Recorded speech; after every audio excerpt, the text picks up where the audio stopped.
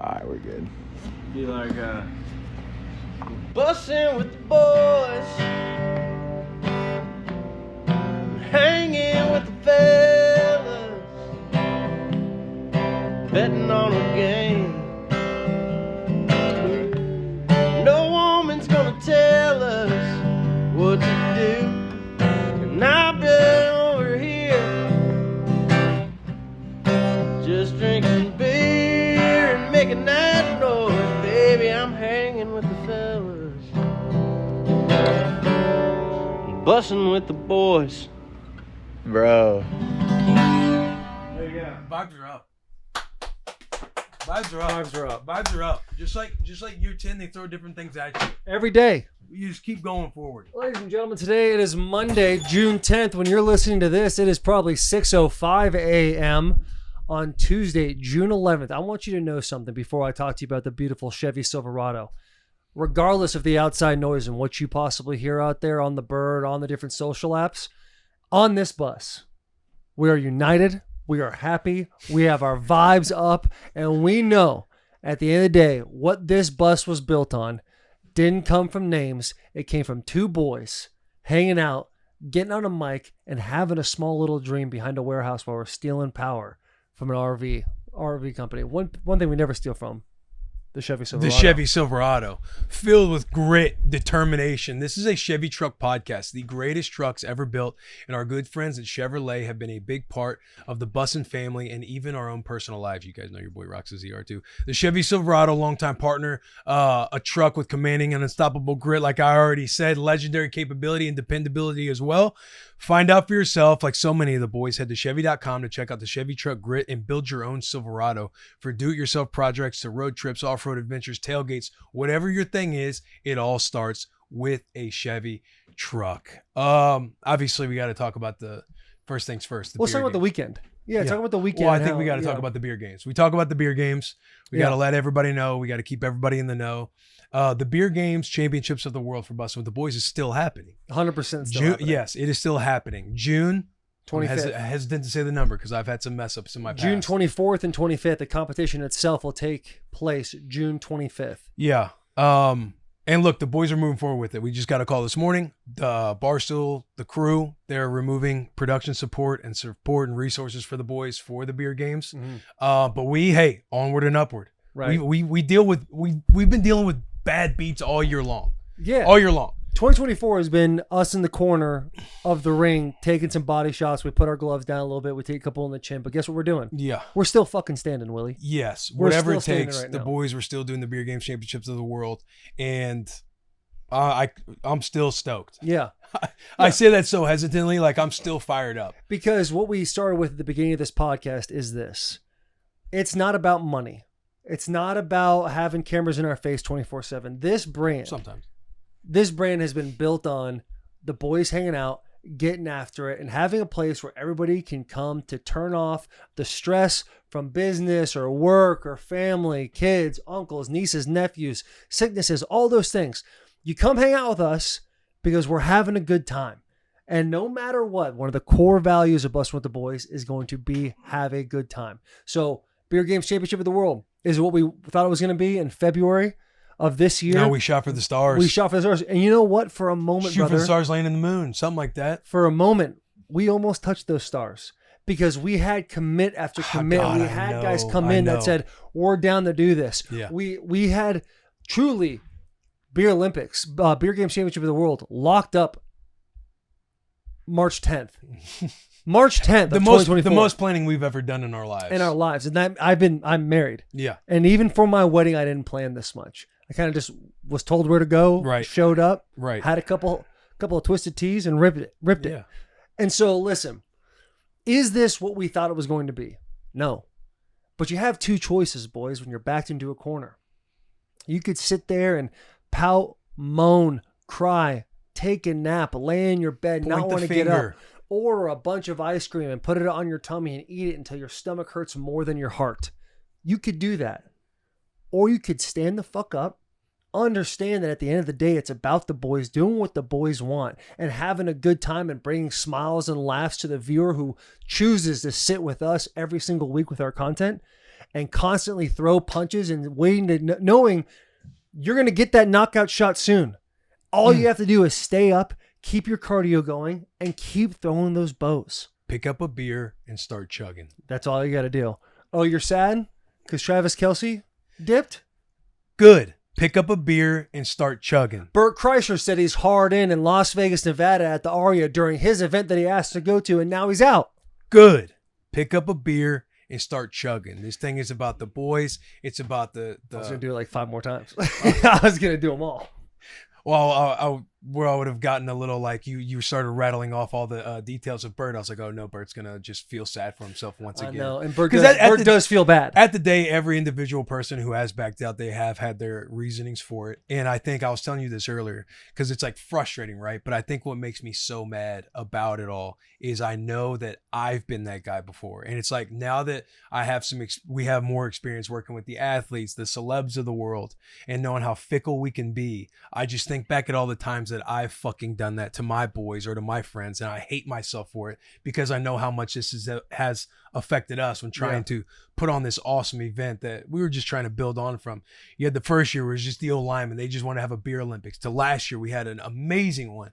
And it was like, yo, more people want to do this. How do we make this bigger and better? We go out to Vegas. We try to pour in a bunch of production, and we built it around some of the key teams that we've already mentioned, and unfortunately they've dropped out. We were wanting to do a series about this. We were wanting to do a lot of different things.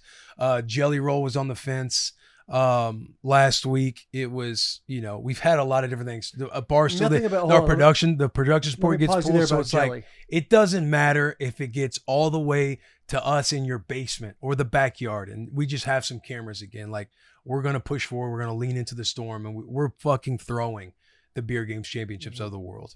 Yeah. No matter how we get it done.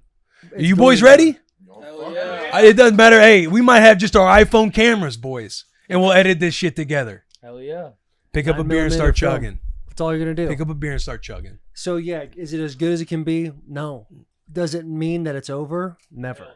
That's Never. Right. That's right. We're going to keep fighting, boys. We're stoked that you guys are going to be a part of it as much as you are. Hell, some of you fans might get a call. Yeah. I've gotten a lot of fucking DMs from fans saying they want to come in. Hey, throw our hat in the ring. We'll say Beer Olympics. You guys might get a fucking call. Yeah. We might just have to call our boys that we've drank with since high school and college. I'm going to call Kenny Poden, Cody January, call my high school boys. Be like, you guys want in? Make a trip. Done. Make a fucking trip. Yeah, they're already coming. You know what? Should we do this? This is a free once. This is an opportunity for the Pardon My Take guys, because they don't want to back out on us because they love us. They're our boys. They're our friends. They don't want to go, but they're going to go because they feel like they have to back the boys. Yeah. I think we give them an out right now. We want you guys to go. Big Cat, PFT, that whole crew is going out there. We want Pardon My Take to go, but we want you guys to want to go. If you don't want to go, seriously, I think we're being genuine about this. If you guys don't want to go, please don't go. Just because we want people who want to be there. That's what makes the content good. And we just want a throwback day with the boys. And if you guys don't want to be part of that, I promise. I know you guys have other shit that goes on. We have the dozen tournament the week before. I think some people are traveling. They're trying to make it work. You're bending every which way. I promise you it is okay. You guys do not have to go. Nothing will be held against you. Nothing. We would rather have people be there that truly want to be there than guys that feel like they're doing us a favor. No, there's no harm, no foul. Listen, production was pulled, all that stuff. It is what it is. What do you do when adversity strikes? Yeah. That's how we're approaching this thing. If you guys want to be a part of it, we would love to have you. If any part of you does not and is not 100% bought into having a good time with the boys, right, feel free. Please just know it makes everything better. It does. Yeah, it makes everybody's life better. The vibes are more important than obligations. Yeah. Amen. So yeah, I think that's a good proposal. Yeah. Because I want the boys to be happy. I don't want any built up. I don't want anything built up. And this is a stressful enough business. Right. And as frustrating of things that we've done in the past, it's like there will be zero animosity about this. Yeah, because you really don't, in that world, we don't have a leg to stand on. It is just kind of what it is. We've made a couple mistakes, and now we're saying, listen, we see where this has gone in people's eyes. Yeah. We're still going to do it and have a great time. If you don't want to be a part of it, that's totally fine. Right. That is totally fine. No harm, no foul. Just the core fundamentals of being for the boys. That's it. Run the ball. We're just getting back to running the football. Play action pass. Run the football. Third and manageable. That's what you want. Yeah. We want to win this game 12-9. I don't want a touchdown scored. I just want a bunch of threes and hard-hitting defense the whole time. Yes. When you, me, Big Cat were sitting there watching the Bears last season, and you guys talked about how defense like literally made you go through puberty as a kid, that's what Beer Olympics is going to be. Yeah. And to quote great Gary Vee, you want to fucking win in life? Fall in love with losing because most people are scared of it. We're taking these. We'll swing for the fucking fences. No doubt. And we're going to miss. Yes. Because there's 1,000 people out there. I would say the majority would probably say, not worth doing. Right. Hey, give up. Yep. It's done. No. Because at the end of the day, we're here to have a good fucking time. We're here to have a good time. That's all I had. That's not how the line goes. Listen, I feel a whole lot better talking about it. Yeah, I do too. It sucked. The last 5 hours? Really the last 72 hours. I mean, it's been a bit of a bloodbath on the bird and well, yeah, the bird stuff was a little more fun than as of right now, it's still on. Don't do that. We've already had that conversation. It's still on. As of right now, the beer game is still 100% on. As of right now. As of right now, we are 100% all in. Yeah, but when you understand when you do the as of right now, it doesn't feel 100%. Just say the Beer Olympics is 100% on. The Beer Olympics is 100% on. As of right now. No! That's not what you do. That'll be a fun clip for the internet. Oh, God damn it. It'll be like, the boys are still confused The thing about the clip thing, let me tell you something about the clip thing.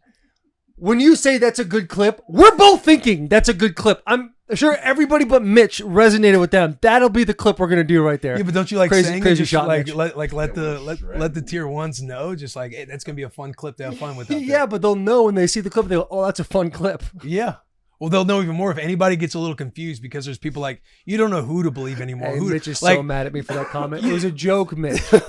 It was a joke. People be like, you can't take Will serious because who knows what's serious anymore. The tier ones who follow it all the time, yes, they are involved, but you love getting some context. Sometimes your context comes from listening to Bussin' with the Boys. That's why you should be subscribed and rating 5 stars. No question. By the way, Sherm and I, we got to have Sherm's first week. Pass me a Lucy while you're talking. He got to make a nice splash on the scene as a Bussin' employee. With his, he got fired. Yeah, I got fired. He had a fun. You're on your way out. We'll say that. Yeah. Hey, that was a good troll by you. A good opportunity taken. Yeah, I mean, I've lobbed it to you a couple times.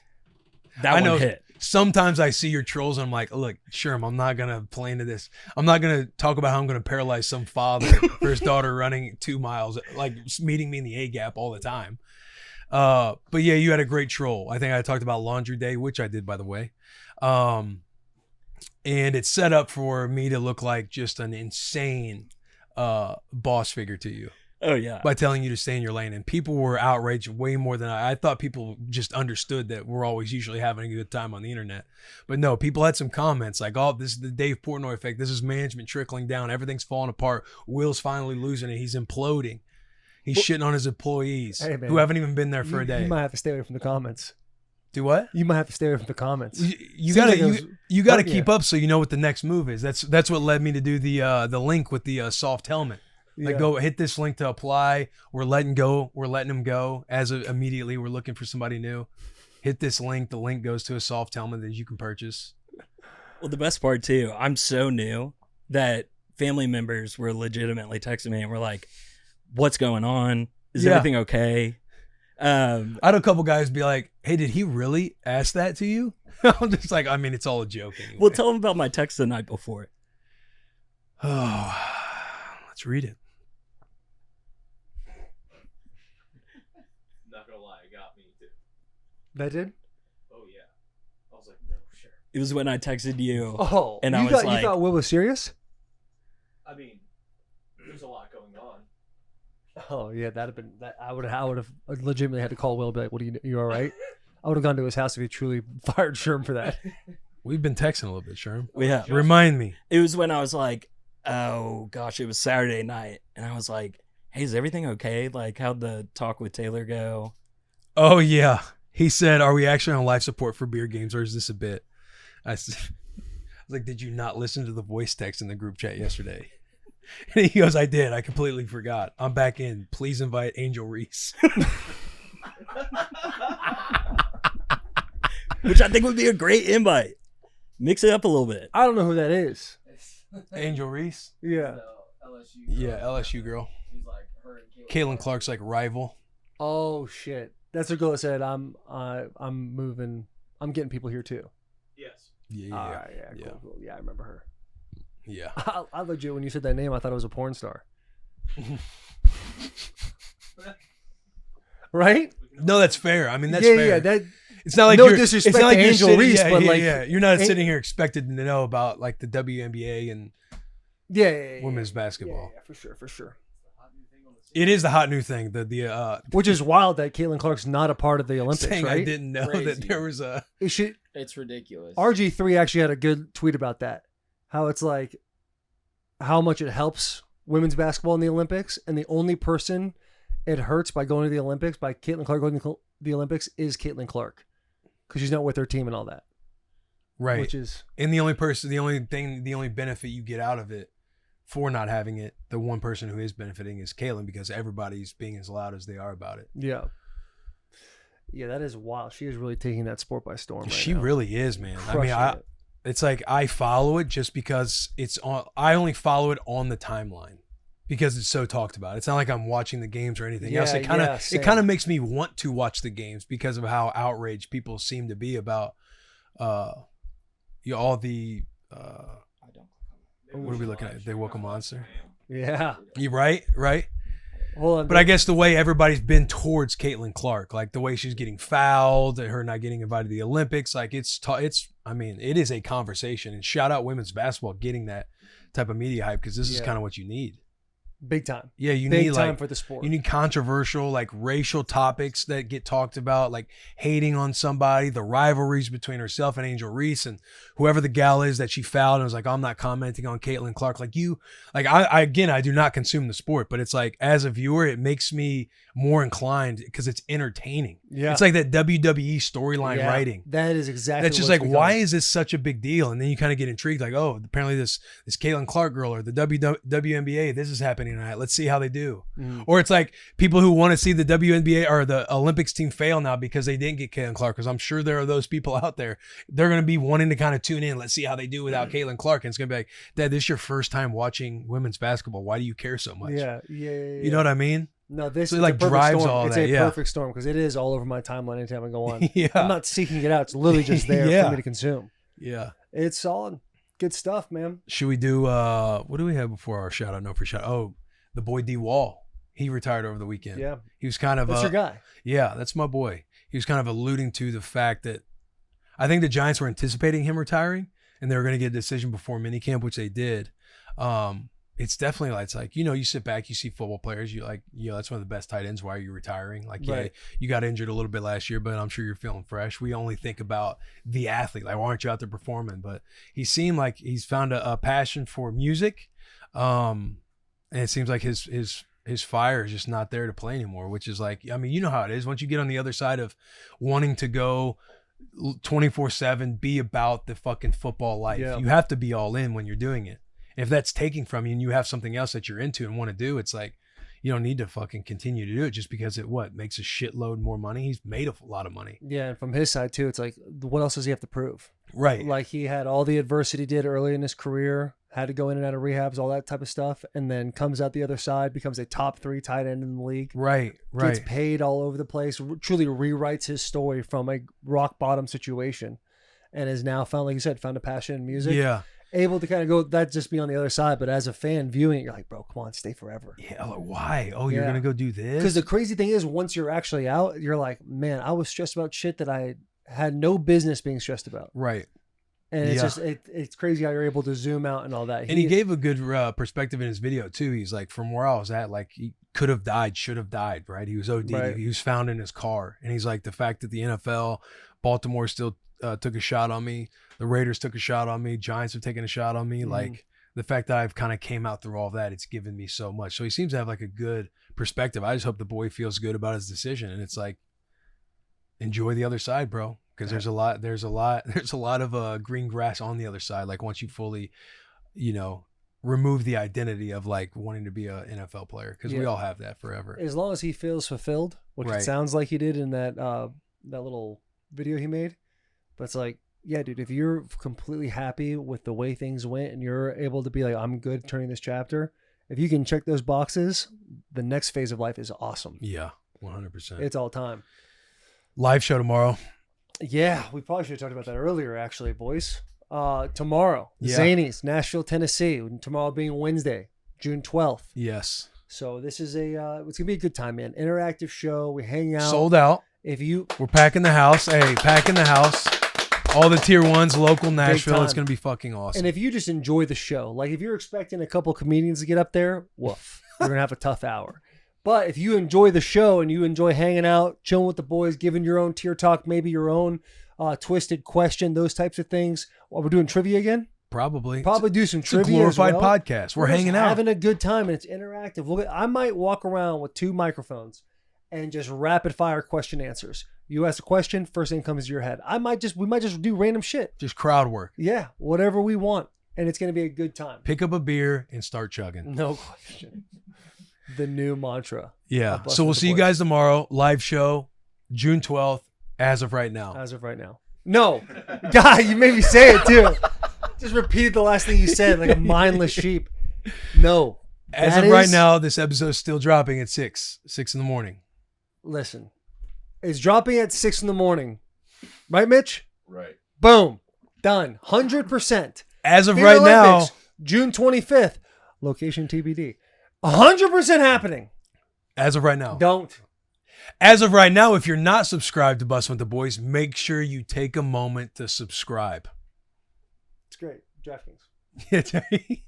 We're this close to owning an NBA. Whoa. Let me go back. We are this close to crowning an NBA champion. And with the action heating up on the court, it's even hotter at DraftKings Sportsbook, an official sports betting partner of the NBA. And DraftKings Sportsbook has you covered every step of the way with same game parlays, live betting, odds boosts, and so much more. It's super easy to get started with the boys. If you're a first timer, try betting on something like a team to win, just simple money line. Go to DraftKings Sportsbook app, select your team, and place your first bet. It's that simple. And if you're new to DraftKings, check this out. New customers bet $5 to get $150 in bonus bets instantly.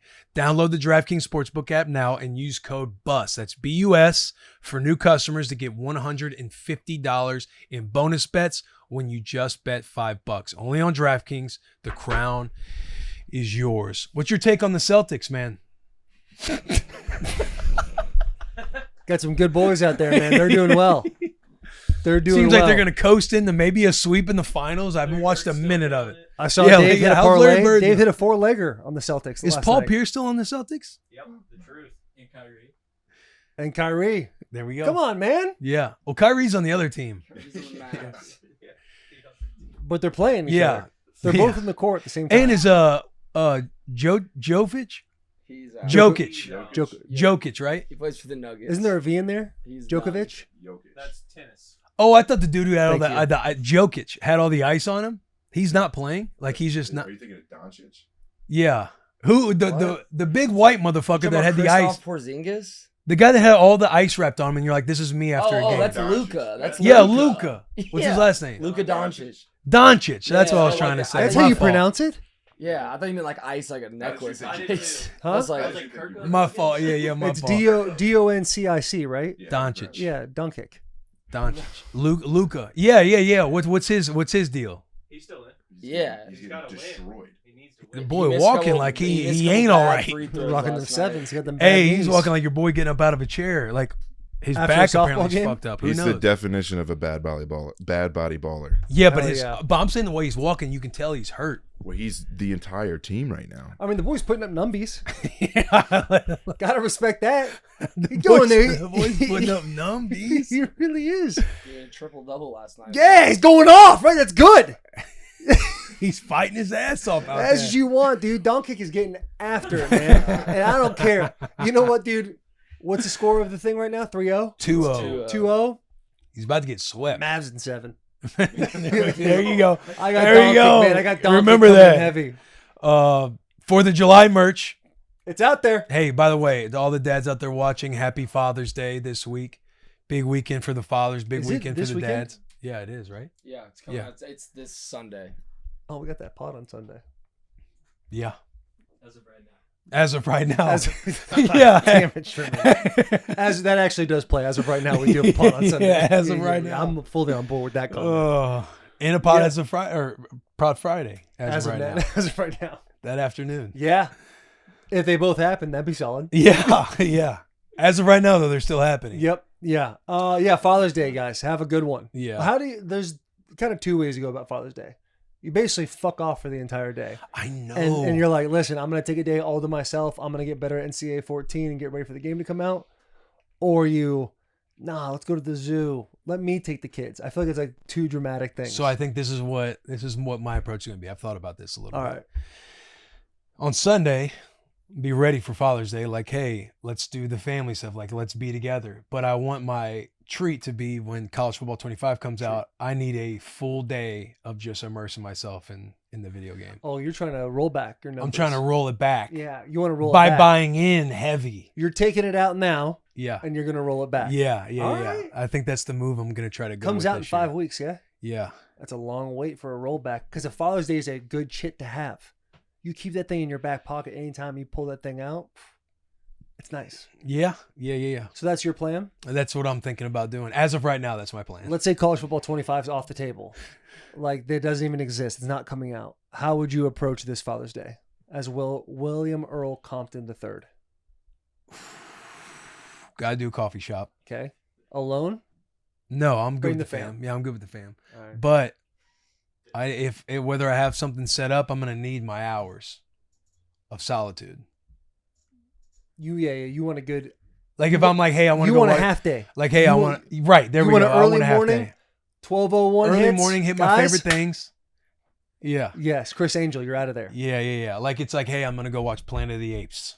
You're gonna do whatever Just you want. go, yeah. I'm gonna go on Netflix and I'm gonna scroll for 3 hours. That's what I'm gonna do. Yeah. Try to figure out Even if something I to watch. just watch every trailer. Right. You doing bedtime? No. You doing bath time? Let's say it's bath night. No. Right, because it's past 12:01. Yeah. It's like. Yeah. That's a great mix. Yeah, I think that's a good mix. I've had it both ways because I remember that one year you, me, Dennis, a couple of the boys, we went to that shooting place. Taylor set that all up. Yeah. And that was like my first or probably my second Father's Day because the first one is definitely like a big deal.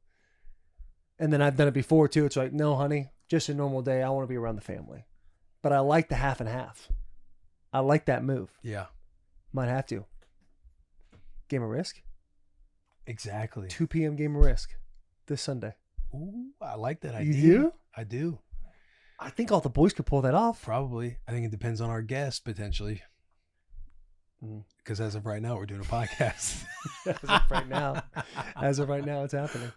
All right. I like that, dude. Let's hit shout out and a free shout out, and then let's get the fuck out of here. Mitch, bring the vibes up. Quick, fast, high vibe. Oh yeah.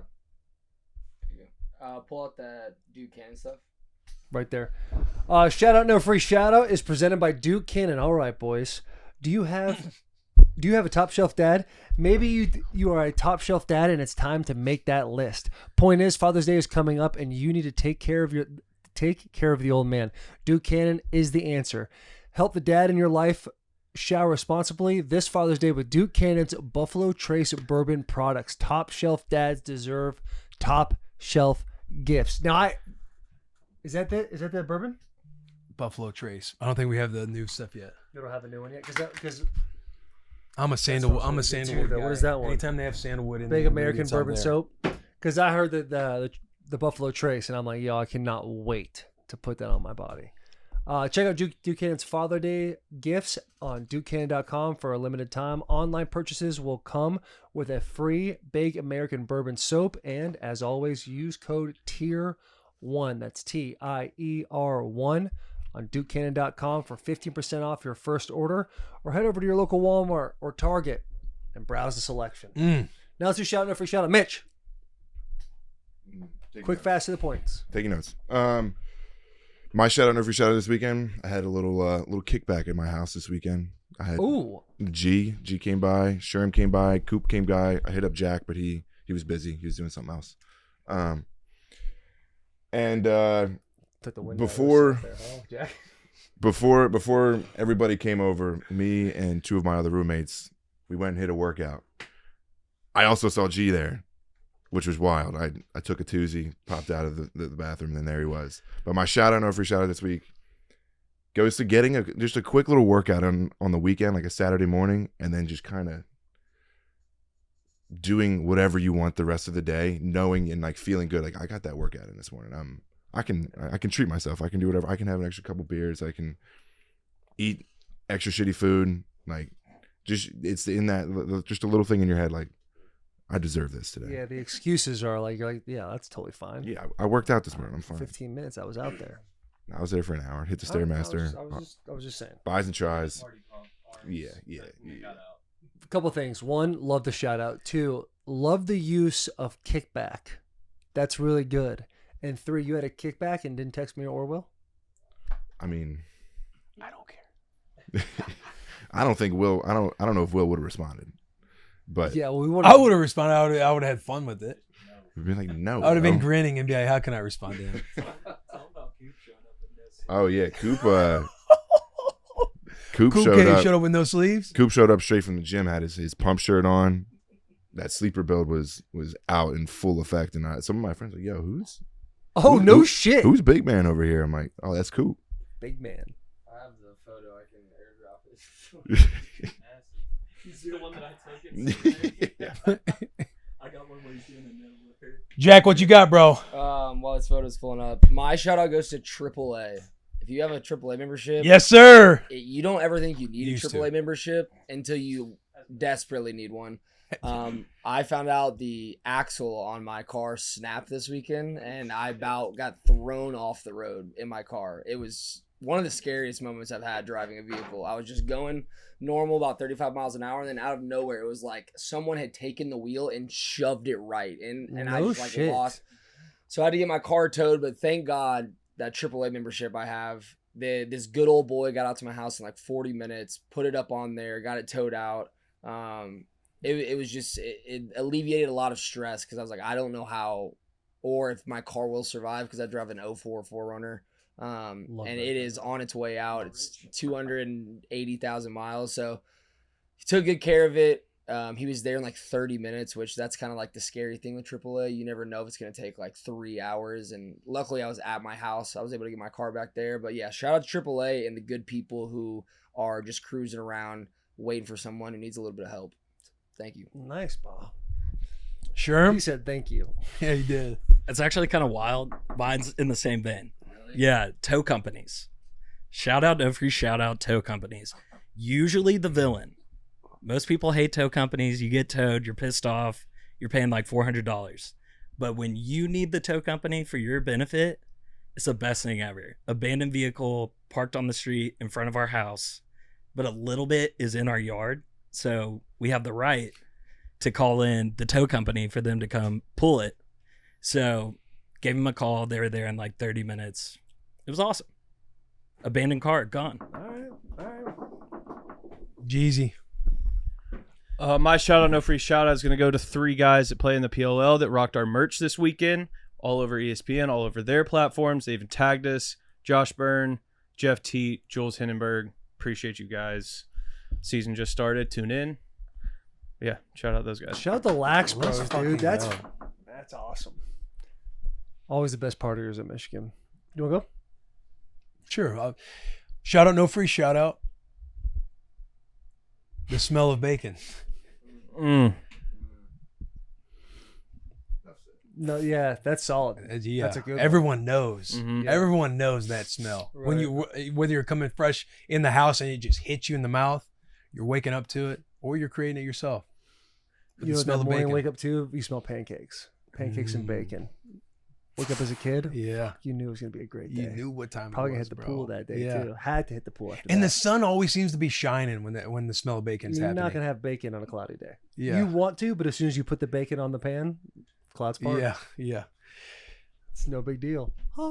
My shout out, no free shout out, goes to passing down knowledge to your child.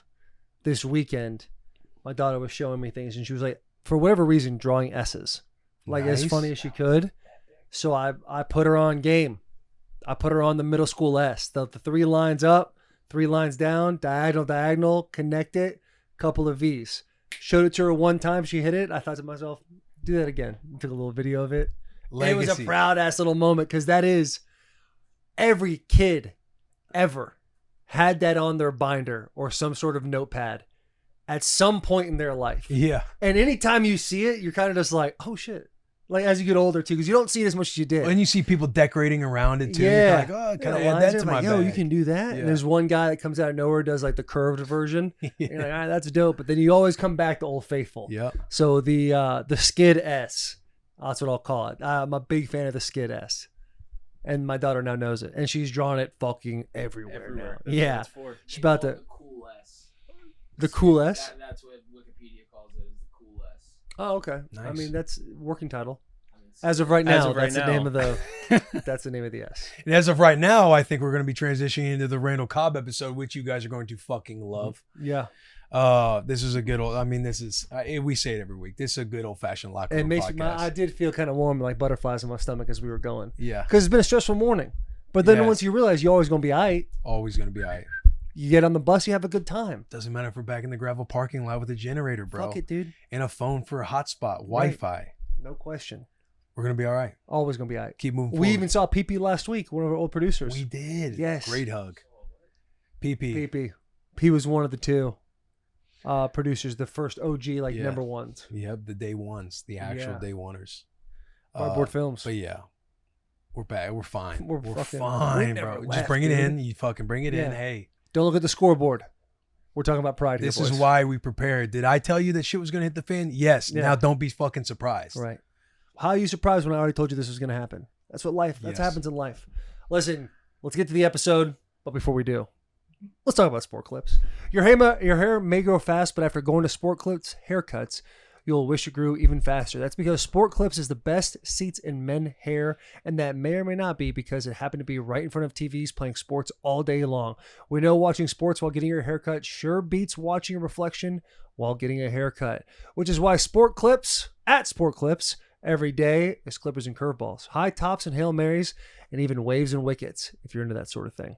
At Sport Clips, you can check in with the pros in men's hair and totally check out with pure, uninterrupted relaxation. So yeah, come watch an endless stream of sports on TV while getting an awesome haircut. Sport Clips. It's a game changer. Good. We're cracking. Pick up a beer and start chugging. We rolling, boys.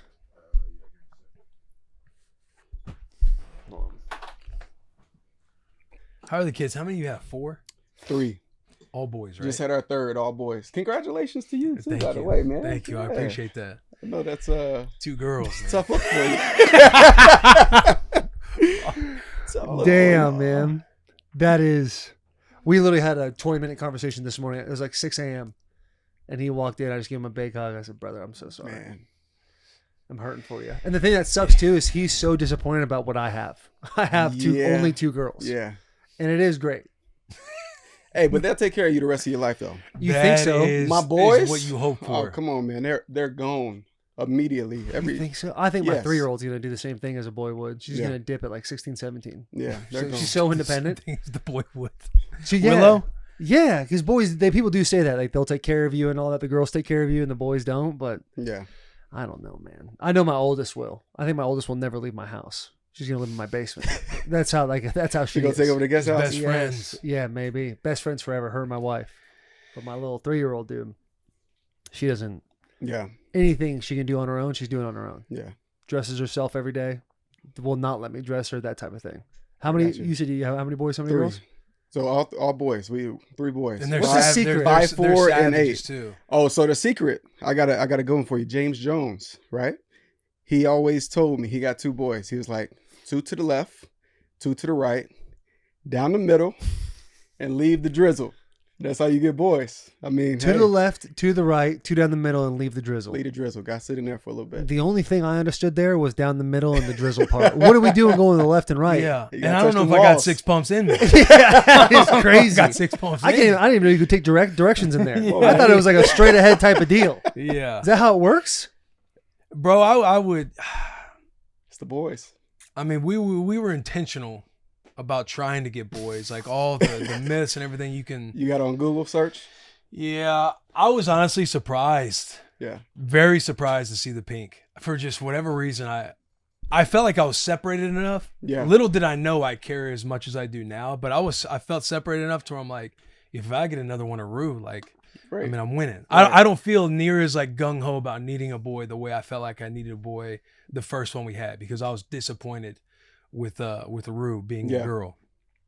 And this one came out, bro. And when I saw the pink, Oh, you saw it on your face. I saw the pictures. yeah, I saw the pictures last night. I truly couldn't believe it. Yeah. In that moment is when I was telling Taylor, I was like, it's not that I was disappointed I was disappointed that it was pink, but it's not that I'm upset that I have two girls. It's just that in that moment, I realized how badly I did want a boy, because there's a part of me that didn't necessarily want three. Like, we'll have two. It'll be all good.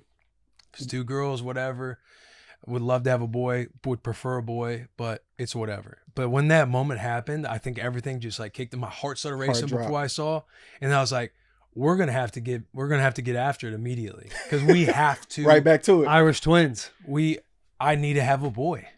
I need to I have a feel Mike that. back. I don't know. I wanted a girl. This last one, I wanted a girl. I thought we were having a girl. That's a selfish statement. It's a selfish statement. It It's is. really a selfish Because statement. the first kid, would you want a boy or a girl? Boy. 100%. Yeah, And the second one, you didn't care. Didn't care. Because you already had a boy. Exactly. So this is like watching a rich kid going, hey, it's all Yeah. good, man. You're going to be fine. You'll be able to pay rent. It's all good, man. Don't worry Playing with about house it. money. Yeah. It's like, no, you're playing with house money. Because I'll say this too about like with guys and wanting boys and in the sports world and everything else. Like, every guy wants their son that hopefully is kind of like maybe a clone of themselves. Hopefully they can be better. But even with one boy, I feel like, and correct me if I'm wrong, but I feel like all guys have this.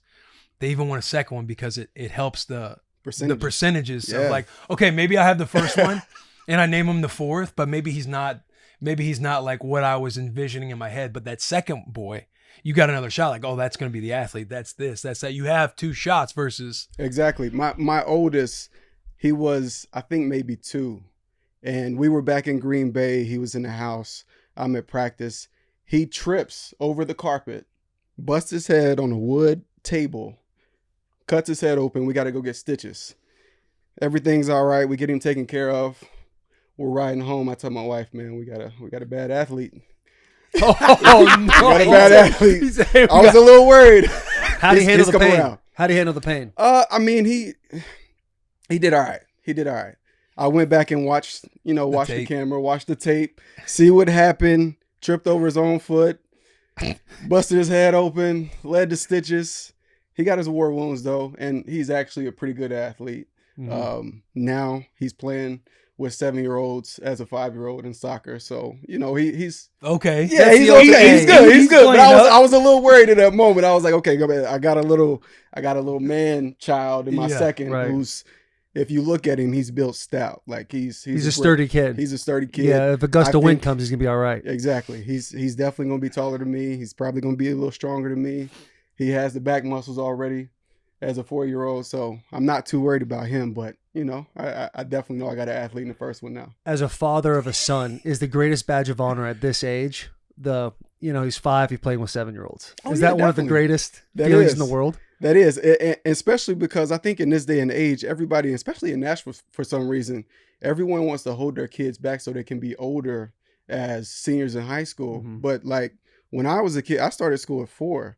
Like I turned 5 like a few days into the first in kindergarten, and then I graduated at 17. So I've always been the youngest. I've always played up, and I've always felt like it made me better because I'm playing with. I got to hold my own. I'm playing with older kids all the time. So. Mm-hmm. I wanted that for my boys as well. Brett Kern said the same thing. He was talking about boys.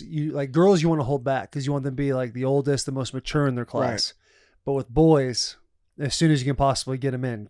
Like the 4-year-old thing. I graduated at 17 too. And I always felt like, hey, that's an edge. I'm just a little bit younger than everybody else. But, And you know what happened? I just want a boy. I don't know where I was going with that. I just want a boy. You get drafted a little earlier too. A little bit younger to get that next contract. Yeah, the long game. Yeah, dude, you talking about that? You're a 5-year-old kid. That's crazy. I'm talking about myself. I ain't putting that on him. I don't want him playing. If your kid goes to Kentucky, he's a redshirt junior. Let's just say he's a true junior because he's going to be a stud. Has the opportunity to go to the league. He'll be maybe a first-round pick. You really not sure. Could go top 32. Could not. You telling him to leave?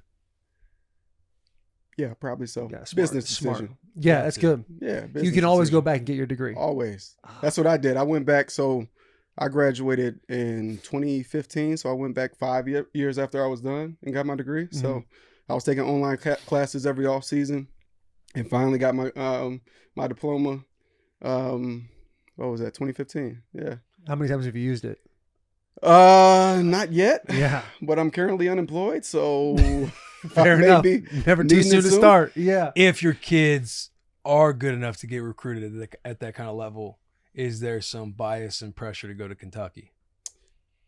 For sure. Definitely. I would love for them to follow in my footsteps, but I also don't want my kids to play football either. Like I'm trying to. You don't want them to play football. I'm trying to push them to soccer or tennis or golf or Theater. I took all the hits. I took all the possible CTE, so y'all can go do something else. So, if they want to make that decision and decide to play later on in life, then, I'll probably let them around high school, but I'm not going to let them play. Like, they can play flag until then. Really? Yeah, that's my personal opinion. With I love that opinion. Yeah. I don't necessarily. I think if I had a boy, I'd want him playing. Yeah. Not want him, but I wouldn't. I'm not thinking about it in that capacity. I'm just thinking like, you want to play tackle ball? Like let's get out in the yard. I'll teach you a couple things. How many kids, like 8-year-olds, are playing tackle football right now, though? Does that even happen anymore? I'm thinking our league, it was like 4th grade was the earliest. The earliest started you putting go? pads on, yeah. We started in 2nd grade. Second I grade. started- Tackle football in 2nd grade? No 7. way. But you remember being at Yeah, recess. that was the 90s. Playing Yeah, that one that's- game we can't say the name of anymore. Right. Throw the ball up in the air. Whoever's Exactly. guy's got to go. Come on. Oh, smear the queer. Hey, the drills too that you do back in the day, like Come on. duck, duck, goose. Did you guys ever do duck, duck, Yes. goose In football? in tackle football? No. What? Obviously you sit around duck, duck, goose. You pat the head, and the kid gets up, and you just run and fucking run into each Gotta other. go bro. get Oh, so you were in opposite directions. Kill or than be me. killed. Yeah. Yeah. Jesus Christ. Oklahoma No, we never drill. played that. Yeah. We Oklahoma never. drill. Oklahoma drill. was nasty. You know who didn't play that? Who? Austin Rivers. Yes. Oklahoma drills made more NBA players than any other drill out there. No question. And you see nobody is backing him up right now. I haven't heard one NBA player talk about, I could play in the NFL. Haven't heard it. They have been quiet. been real quiet. Did you see Lou Williams? He had a take. Did he? And I actually respected his take. He kind of talked through it all. He's like, let's not act like now like football, like all y'all aren't pussies. Like there's some guys that catch the no ball question. and they make business decisions going down. And No I got question. a nice chuckle out of it because he's like there's still some like essentially grit and spit in the NBA. Yeah. But let's not act like everybody across the board in the NFL has got this toughness mentality. Yeah, but the grittiest dude in the NBA is like one of the softer dudes on any NFL team. Did you hear what Charles Barkley said? What did he say? He was on Club Shay Shay. He said he played football one day. And his coach told him, we got to do this again tomorrow. And he's like, oh, no, I'm done. I'm done. For real? To run into people for 2 hours straight? Yeah, he said it on Club Shay Shay. I just listened to it coming back from the beach last week. So I think that was probably in the past month that he said that. It was before Austin Rivers said what he said. Mm-hmm. And we talking about Charles Barkley, one of the toughest NBA guys Yeah. in the history of the game, right? Growing up in that There is time, a different Come on. mentality, but same Yeah. reason you're talking about. I want my kids to do something else, like the cats who are good at, who are skilled enough to go after the NBA dream. I mean, Yeah. there's way more. I mean, there's Talented. nobody that's leaving the NFL to, No, or there's no nobody question. leaving the NBA to go to the NFL. or in the Yeah, NFL that's just absolutely. going to stay if they had the opportunity to go to the NBA. Yeah, there's way less money and way more physical. The injury rate is so much higher in the NFL. yeah, It's- yeah. If you It is. can go It's actually NBA, a you're horrible gonna go sport if you NBA. really think about it. Yeah, for it's sure. a terrible sport. And It what I is, appreciate, gladiators. and what I appreciate too of Lou is he was also talking about the skill required, like in the NFL, like catching a football, catching a punt, Yeah. or really catching a punt seems like the hardest thing to do in the NFL. But he was talking about all the different things, reading offense, reading defense, along with the high level skill that's required. Because I do think the NBA, like the skill requirement there is way It is. higher. No question. Because the barrier of entry to get in to play basketball is like low. Like Right. everybody can go into a gym and play. You need a some ball that basketball. bounces and some shoes. Yep. Sometimes Yeah. you don't need shoes. But yeah, catching a punt. What do you think's the hardest skill? You've played a lot of different positions. Left The tackle. hardest left tackle is definitely Left up tackle there. for sure is one of I the was hardest. I just threw a line out there. I'm glad you guys bit. Thank you. that was. I I think thought we were without- gonna walk past without that a real question, quick. without a question, corner. Without a I question. think you're right. Been out there on the island by yourself, which I mean, not too many guys doing in this age of football. been out there on the island by yourself, running backwards, flipping your hips, getting out of your brakes, being able to make the contested PBU, like keeping your body control. Exactly. Come on, like being able to like, and then if you're picking the ball as well, like that's tough. That's tough sledding out there. It is the hardest thing to do. It's one of the watching a corner that has good hips and good like feet and everything. It's like watching poetry sometimes. It is. It is one of the more beautiful things you can possibly watch in sports. Yeah. Just the ability to track and watch somebody and move with them, not knowing what they're doing while they know exactly what they're doing, is gotta be. It has to be the hardest thing to do. I mean, Jalen Ramsey, like his. He had some basketball highlights that were surfacing last week when all this stuff was going down. The dude he can hoop as well. There's no question. T. Higgins, Tay Adams, yeah. Tay. I've heard Devante Adams is insane. Yeah. I don't feel like there's a whole lot out there on him, but everybody through the grapevine says he's like a legit ball player. No, what about Devin Funchess? He just signed a deal with like a European league. He did, washed up wide receiver. Can't play in the NFL anymore. Columbia. So just decides, let's go sign professional basketball.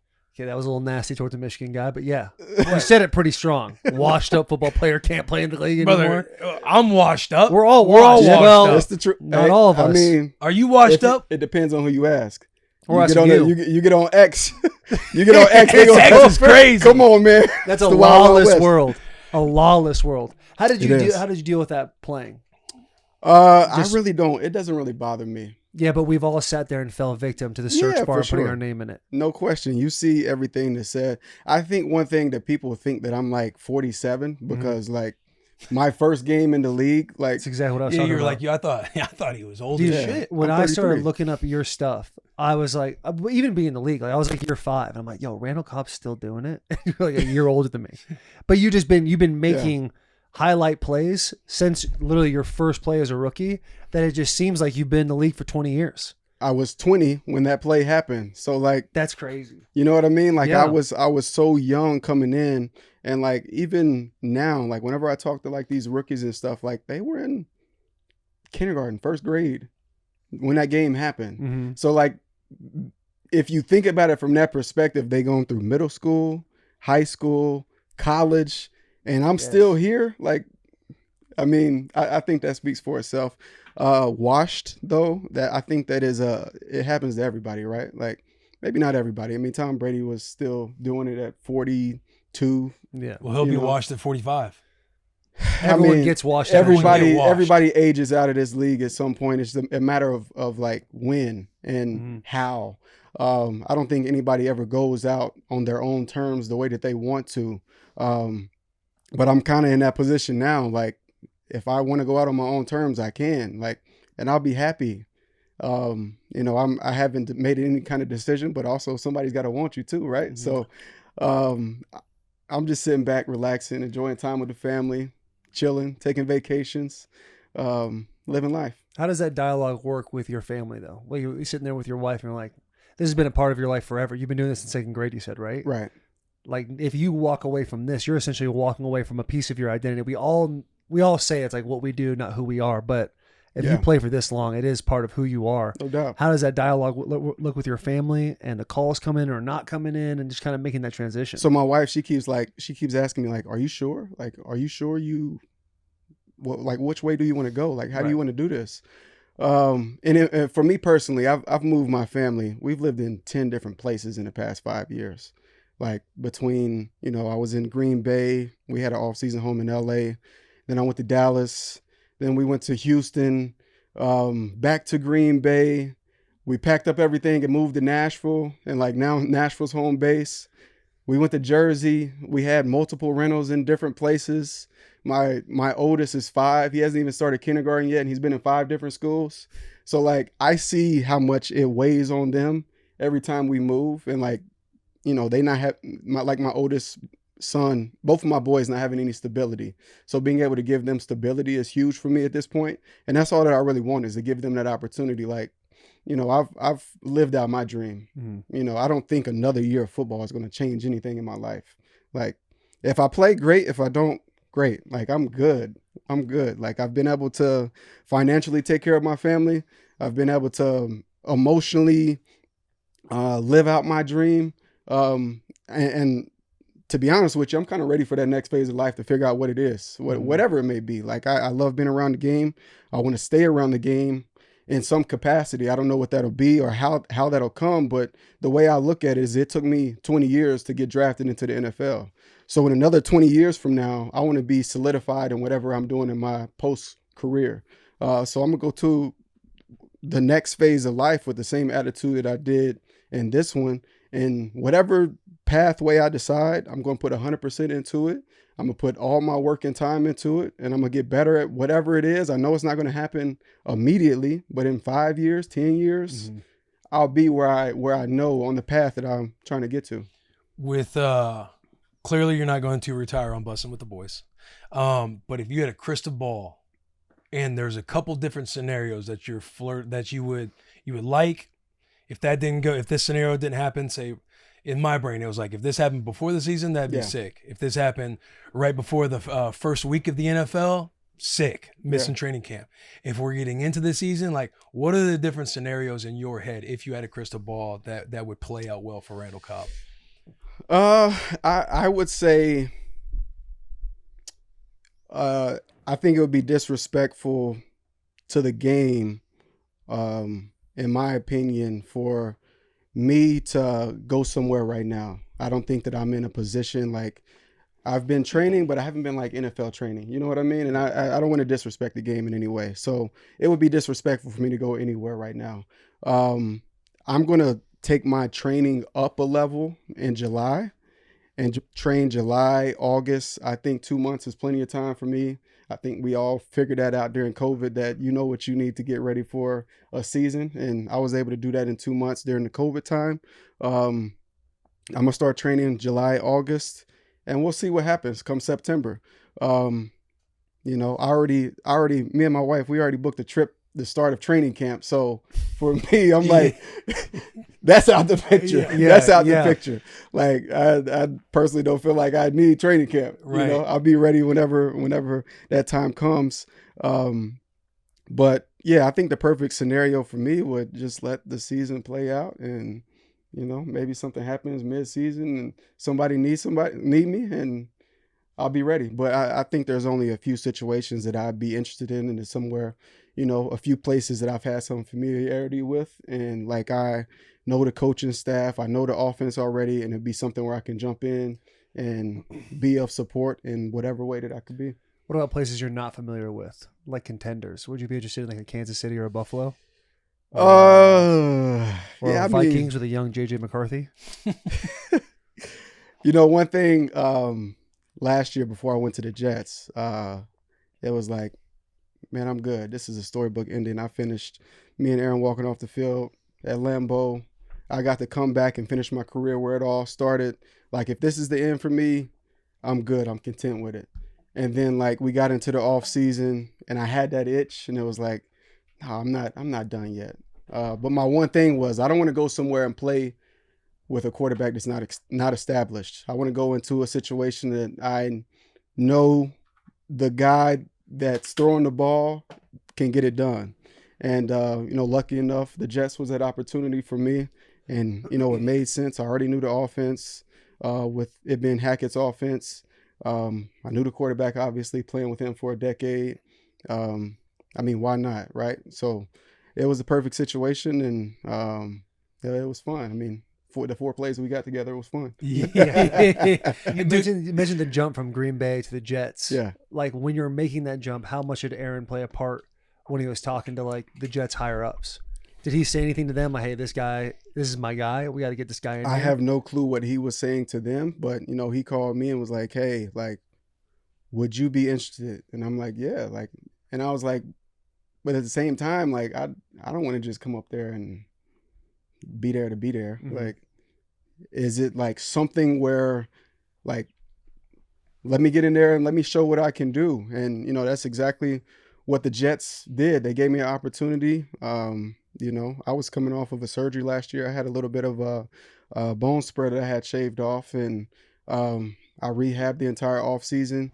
I missed the start of training camp, you know, and, you know, even when I talked to Sal at the end of the season, exit interviews, I was like, what was the situation whenever I came in. I just wanted to get an understanding of, what they saw for me. And he was like, honestly, we didn't think that you were going to make the team. Like, we just brought you in here, like, to help with the young guys, help with the transition and letting the young receivers know about Aaron and like how he likes things and, what he expects. But those last 3 weeks of training camp, like, you balled. And like, not only that, like, we had like a running tab of like effort plays, right? And I told you I missed the first few weeks of training camp, so I wasn't out there. At the end of training camp, I was in second place in the receiver group of effort plays as a 13-year vet, right? And they do that based off of like burst after play, chasing the running back down the field, plays being made, finishing with the ball after you make the catch, finishing to the end zone, like those kind of things. And that's just that's the player that I was. That's like that's how I practice. That's how I go about my business. And he was just saying, like, we were surprised, like, about how much you still had in the tank. And that's why you got the nod to start the season as a starter. Like, so I missed most of training camp. I had the last few weeks and I ended up getting a starting spot in the slot when the season came around. That's wild. What's it like hearing like, we thought you weren't even going to make the team? I love the honesty. Like, I'm a person. That's a great answer. That's a good PC I'm for real. answer. No, I'm for real. I'm for real. I would rather you tell me, hey, you're sorry and you don't have it anymore. And I'd be like, all right, cool. If that was the case. Mm-hmm. But if that's not the case, then okay, there's a lot of politicking and things that's happening behind doors. Yeah. Right. You know what I mean? Just shoot me straight. I can take it. How awesome was it when you did get traded back to Green Bay from Houston? Come on. Oh, you.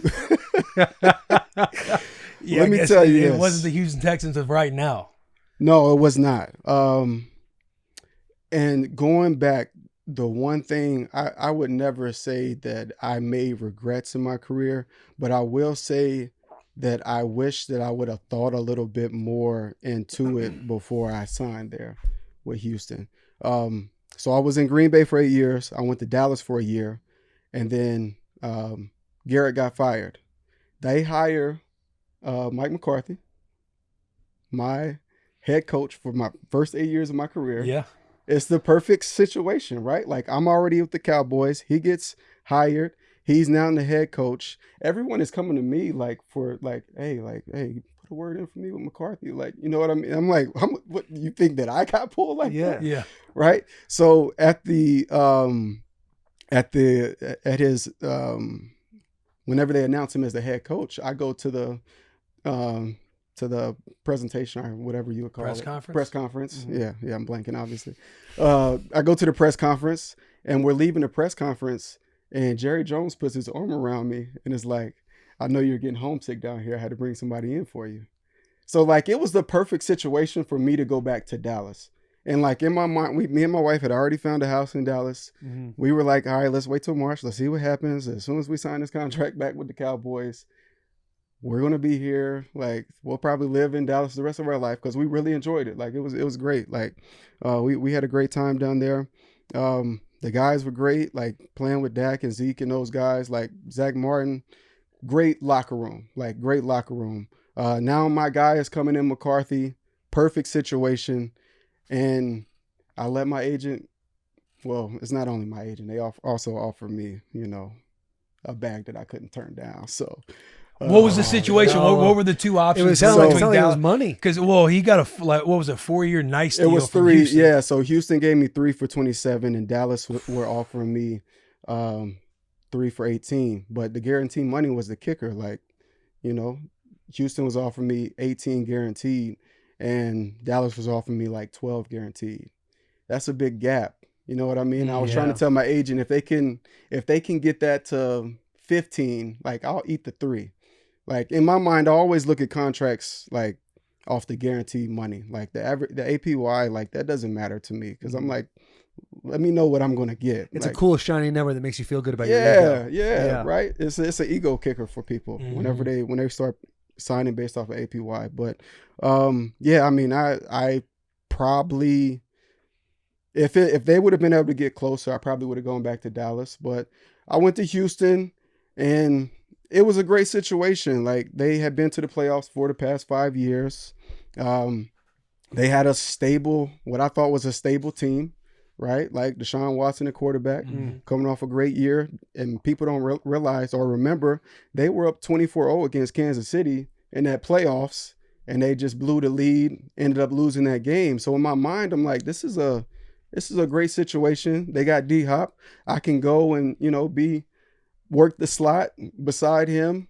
And then, like, my first red flag should have been when they traded D-Hop, right? They traded D-Hop while we were finishing up our negotiations. And I'm like, wait a minute, that doesn't, like, why would they do that? Like, it just didn't make sense at the time.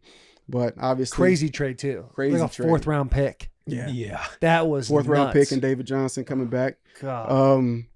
But yeah, so that happens. And then I end up signing. But remember, that's the COVID year. There's no off season.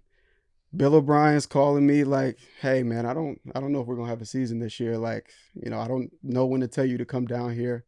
And then I remember he called me like a few days later, like, hey, I'm gonna need you down here like ASAP. Like, this thing, we get ready to do it. I'm like, oh, okay. Like, what was the dates on that? Like, was that like late summer? Yeah, like that was late summer. We going that to camp? We not going to camp? Yeah. Like, that was, that was trying to figure it out. It was a wild time. Like, that was crazy. They were talking about if they cancel the season, nobody makes any money. Right. That was like a time I was like, oh my God. Yeah. 2020 was nuts. So he calls you, says you got to get down here ASAP. Yeah. My bad. So we had got a house down there. We got everything loaded up, got to Houston, and we started the season 0-4.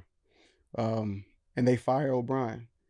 And in my mind, I'm like, what did I just saw this entire place blow up. Mm-hmm. Like, I saw the making of it. I saw it happen, and I saw the dust settle. Like, through that season, after that season, that's when they brought in, they hired Coley as the head coach, who hadn't been a coordinator.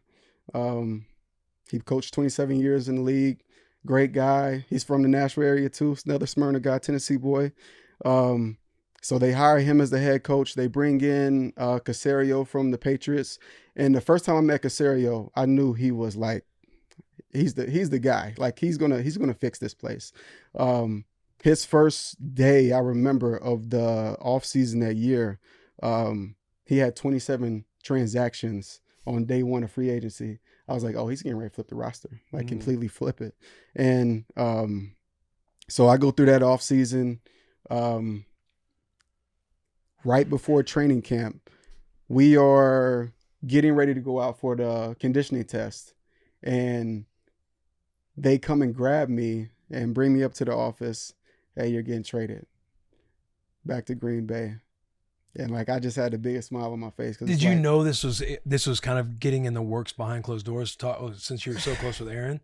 I mean, Aaron's publicly out there saying, front office making moves, not me involved. Like, Aaron, he's obviously had a lot of different headlines, but there were times where it's like, they're not consulting with me on certain guys, yada, yada, yada. And it seems like he had a lot of pull in bringing you back to Green Bay.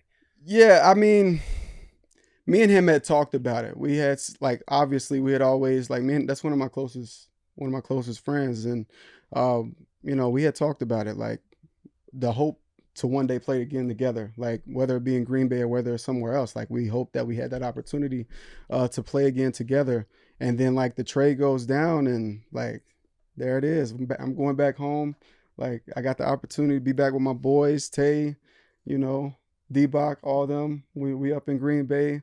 We ended up having a great year that year, just get knocked out San Fran at home.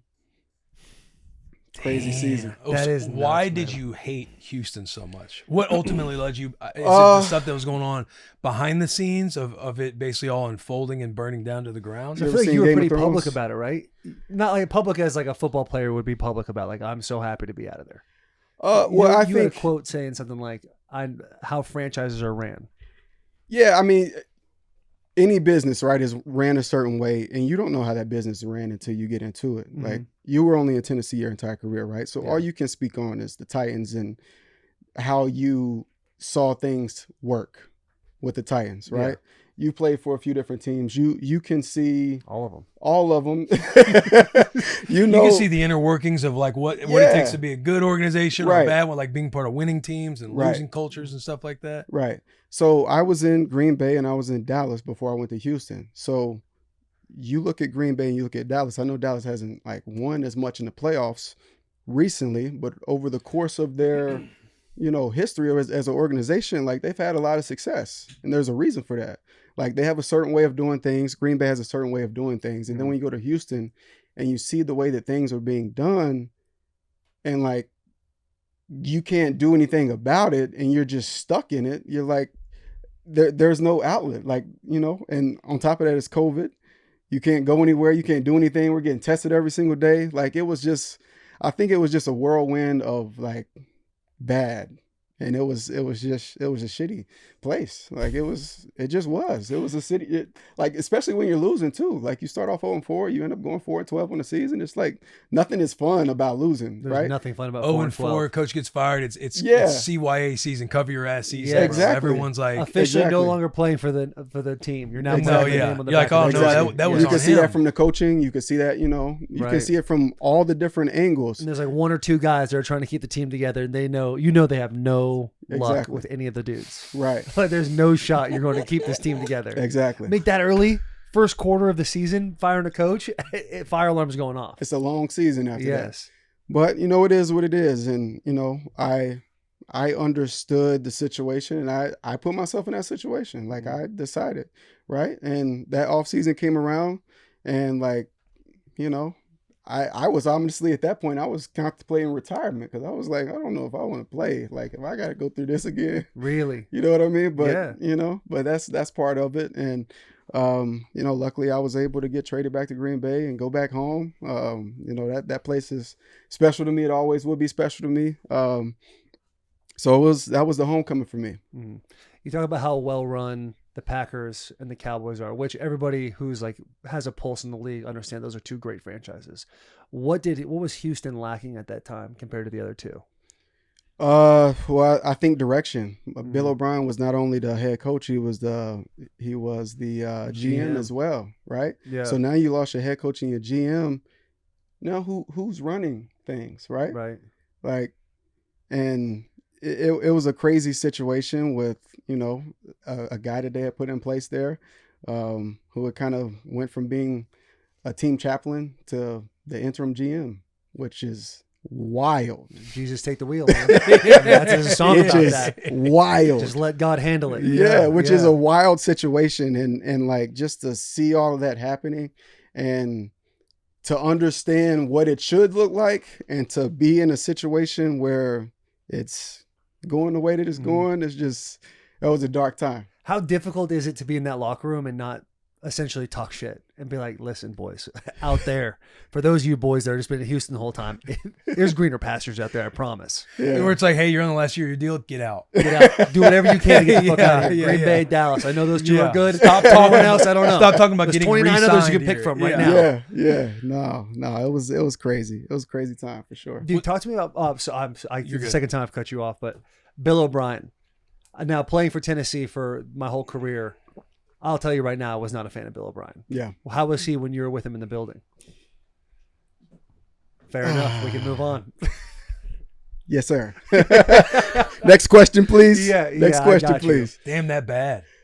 Look, I only got 2 months with him, so it's hard for me to be able to really, I only saw what I saw. We were 0-4. I saw him through training camp. Yeah. He didn't think that a season was going to happen, so it is what it is. Right. And especially they always say like you can't judge people at the end of like during a divorce. Yeah. And that's what he was going through. That was it. So right. But probably being around respect the that. locker room and probably sharing the sentiment of guys who have probably been there. like, oh bro, you think this is bad. You should have seen him in 2018. Like Yeah. shit like that. Yeah. Just be glad it was only 4 weeks. Yeah, for real. He is that dude, man. He's a dude that talks shit on the sideline as a head coach. Right. I'd be jogging by and he'd be like, fuck you, Lawan. Like, Yeah. fuck you, Bill. He said, what's your name? That whole thing. Come It on. was, I was not a fan. When you were leaving Green Bay the first time, was there bitterness leaving Green Bay? Without a doubt. Without a doubt, I was there for 8 years. That was my place. Like, and you don't realize it in the moment, but like, obviously, it's a business, and I've always looked at it from that. I love the business side of the game. Like, that's one of the things that interests me in post career. So I understand the business, but it was like, I've been here for 8 years. I've given everything that I could possibly give. I could have signed when my first deal came up, I could have went somewhere else. I took less to stay in Green Bay because I love it that much. And I wanted to be a part of something special. That organization is a special place. So when my deal was up, like, Dallas came calling. They offered me 1 for $5. I told my agent, like, can you like ask Green Bay, like, just make an offer? Like, I probably would have took anything. Mm-hmm. They didn't even make an offer. Like, they wouldn't even offer. Damn. So that hit me in a different way. Like I think it would anyone. Because you're thinking of everything you did to stay there the first time around, all the blood, sweat, tears you put into the that injuries place. I've gone through. Like, I punctured my lung in a playoff game. Like, I'm watching the second half of the Cardinals game from a hospital.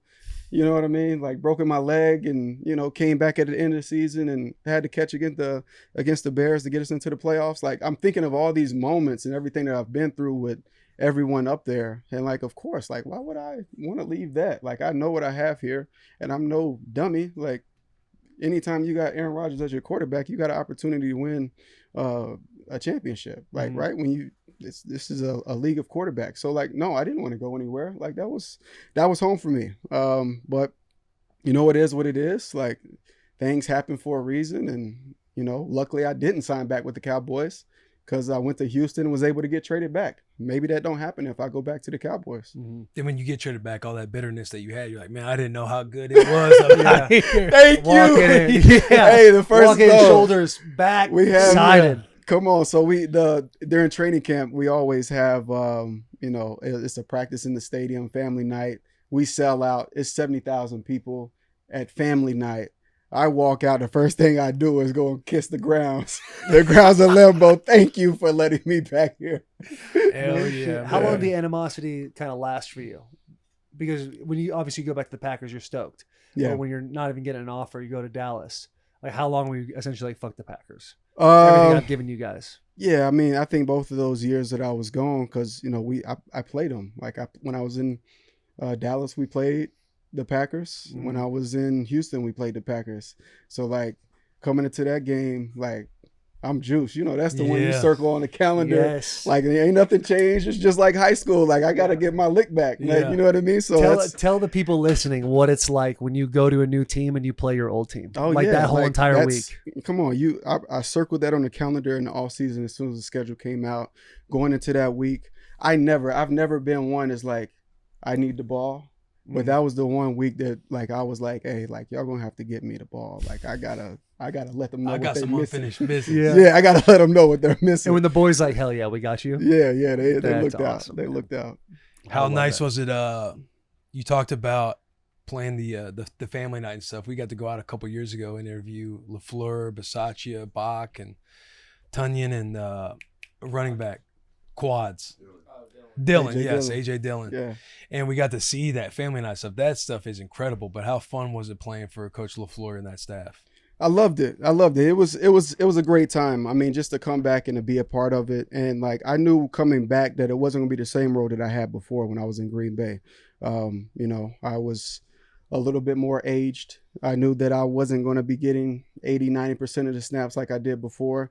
Coming into it, I didn't know what to expect because like I said, whenever I leave, I don't know who it was that were making the decisions that they didn't want me back. Mm-hmm. It was LeFleur's first year. It was our GM Goots' first year, or second year. He had just drafted 3 receivers in 2018, which was my last season in Green Bay. So I didn't know if like I was muddying up the picture by them keeping me based off of him wanting to develop those 3 younger guys. So when I came back, it was kind of weird because like I didn't know who actually wanted me back. I knew one guy, right? Mm-hmm. Like I knew Aaron wanted me to play with him again at some point. So I knew like he wanted me, but like I didn't know coaching staff. Like it's a new, completely different staff than what I was with before. I didn't know like how it was being perceived like in the locker room. Yeah. So like whenever I walk in the locker room, like the first thing I'm doing is I'm trying to like prove myself to all the guys that don't know me. Right. So with my practice habits, the way that I go about meetings, being a professional that I am, like I want to show them like, hey, that like I'm giving all the young guys everything that I can, like, as far as like route running and understanding the play concept and all these things. Like I'm doing everything that I can, but I don't know how it's being perceived. And like as the season goes on, like I realized that I wasn't playing as much as I thought that I could, like especially like given 2021 and even 2022, like I was so efficient. Like I would come in on third down and I like led the league in third down percentage conversions, like based off of 30% snap count. Right. So like I just like in my mind, I'm like, I'm doing all this, but like, why isn't my role developing? Yeah, you would think that like it would develop a little bit more, but that just wasn't the case. So like I never knew the reasoning why. And like every single time, like after games, I would like, I'd make a few plays in Arizona. Tay had COVID and was out. Lazard had COVID and was out. And I ended up having 2 touchdowns, and, LeFleur came over to me after the game. It was like, man, I'm so glad you're here. And then like, he kept saying that, and by the end of the season, he had said it so much, but my role hadn't changed that I was like, man, is he like overcompensating right now? Like it was like it was kind of a mental mind fuck like that I just couldn't get over or understand. But yeah, it was kind of weird, but at the same time, like I understood a little bit, right? Like I understood like what the situation was, but yeah, I mean, we had 2 great years. 21, we should have went on a run, got knocked out at home. 2022, we didn't do enough early in the season and got knocked out by Detroit at the end of the season. So when you see your playing time not being changed, but all those same compliments from LeFleur, do you ever go to have dialogue with them? Like, do you ever go to the GM and the head coach? Yeah, I did. I finally went, like, it was too late.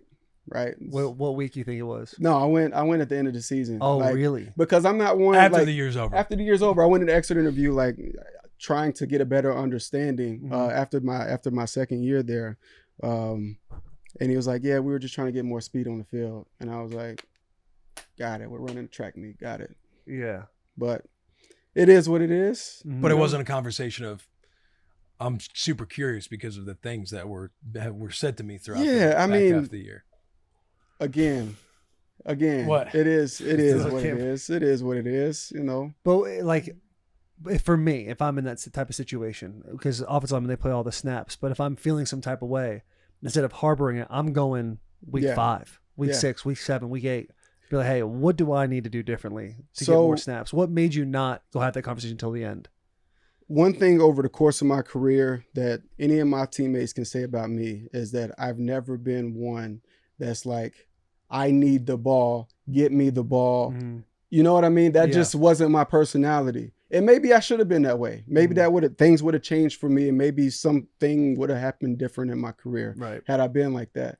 But where I come from, my high school, we went 55-5, 4 state championships.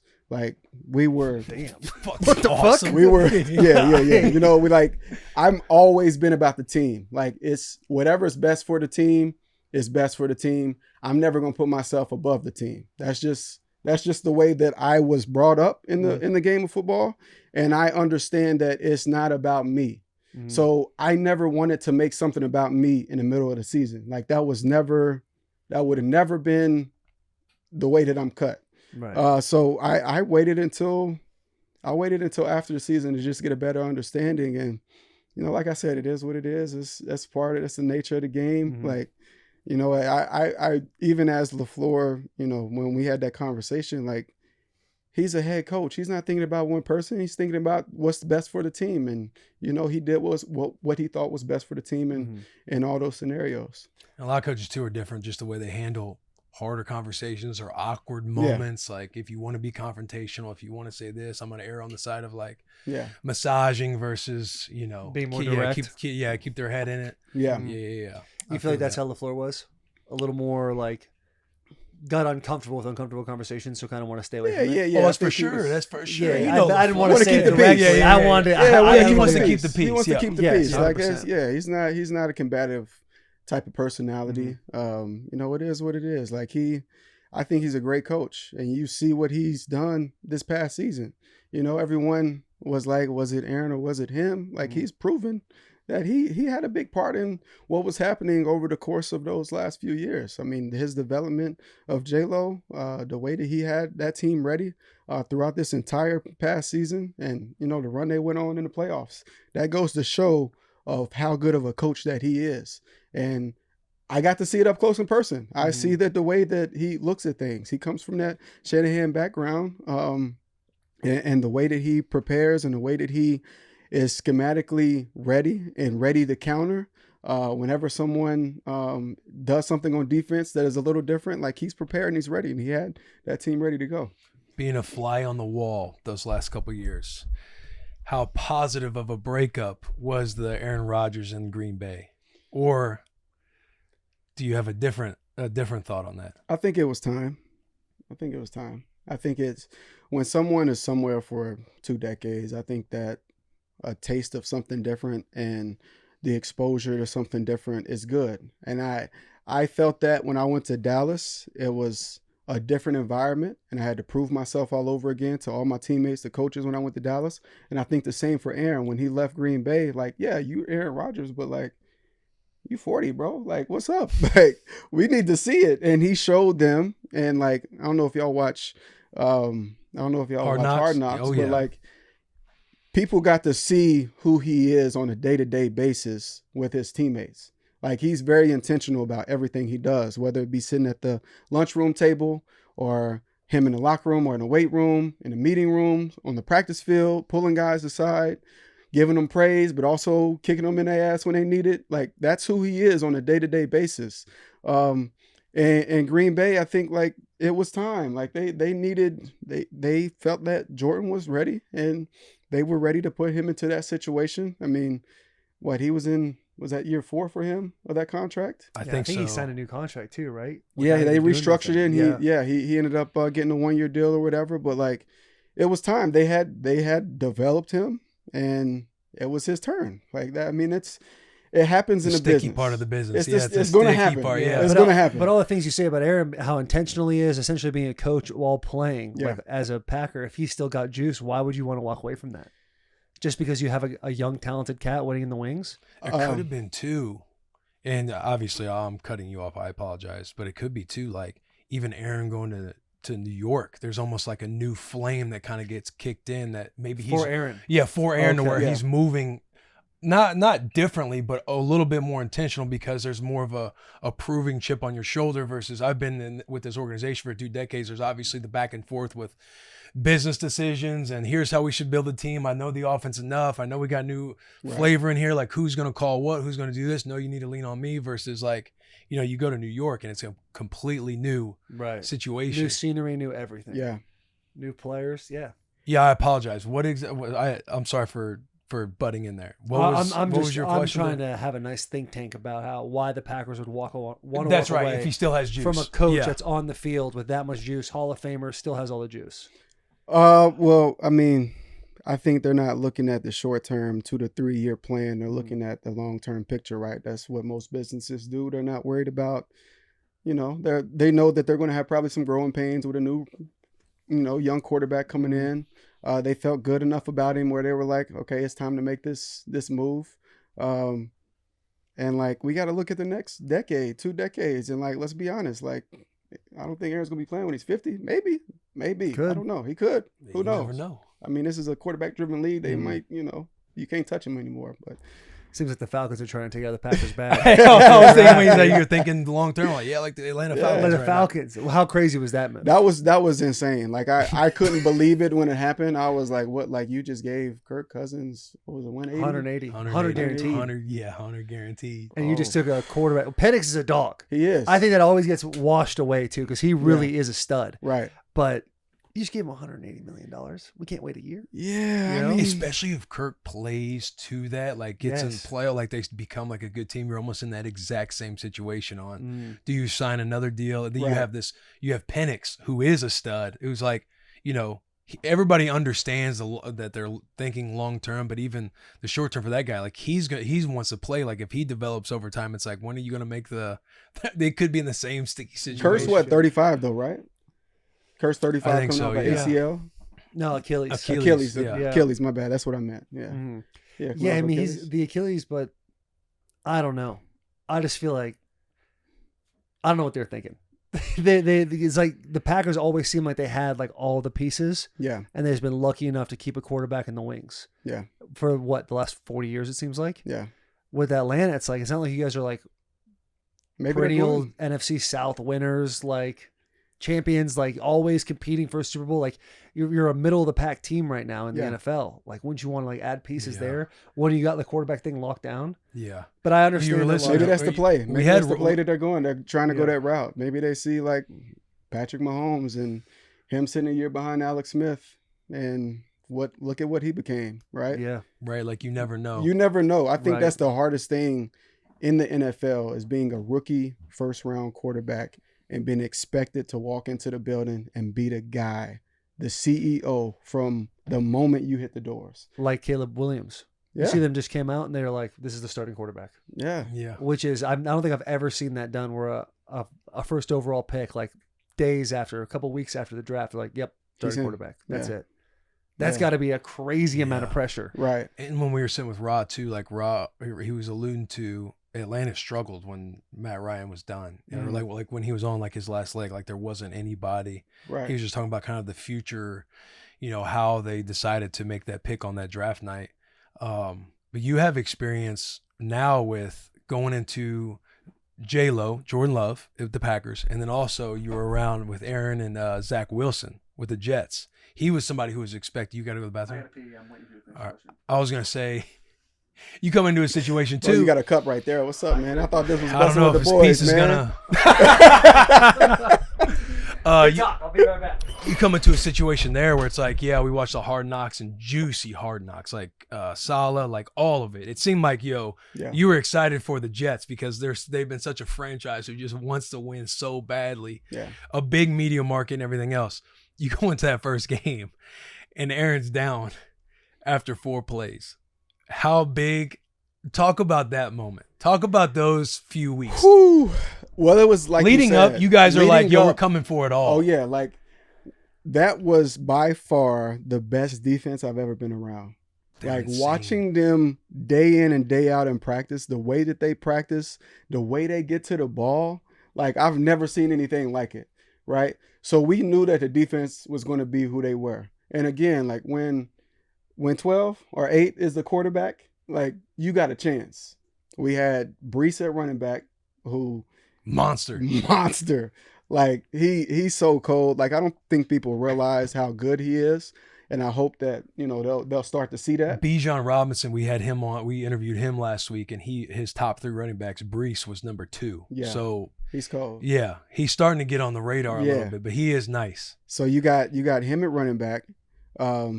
Garrett, who is freaky at receiver, like he's cold. Like if Aaron is out there, he's gonna have one of those years. Yeah, like one of those years is like, okay, we see why he's who he is. Yeah. But yeah, we were going into it flying high, and then 4 plays in, like he goes down, he goes to the blue tent. They take him back to the locker room, but like obviously we're still in the middle of the game. I didn't know what actually happened in the moment. Like we didn't have the replay on the sideline. We didn't know. But did you ask a trainer? I was asking the trainers. They weren't giving me anything. They didn't say anything. So I'm like every few minutes I'm waiting for him to run out the tunnel. I'm like, I don't seen this before. He done went to the locker room, came out in the second half. Like So He I'm was just carrying the flag out a Yeah, minute ago. Yeah, I'm like, okay, he's coming back. Where's he at? Where's he at? And then like halftime comes around. Like as soon as the clock hits 0, I go sprint to the locker room. I walk into the training room, and I see him. And like the moment we locked eyes, like I've never seen him cry the way that like they were flowing that night. And like in that moment, I was like, damn. Like it felt like I had lost family. You know what I mean? Like it felt like I had heard that my brother died. You know what I mean? Like that was absolutely. And and I'm seeing him, and like it's just like so much emotion in that moment. And like we still got to go out and play the second half. So like, but in that moment, like I just felt so bad for him because I knew how much he had put into this. Like we had talked about getting an apartment in New York, like back in like 2014, like me together. We were Roommates, like, not roommates, but like we were going to get a place in the same building. Like like would have been cooler if it was roommates. But I get what you're saying. Yeah, but we were all because we've always loved New York. Like that's always been a place that we've both talked about a lot. Crazy, but go on. Yeah. But like it's crazy like that happened. Like we literally manifested that into being.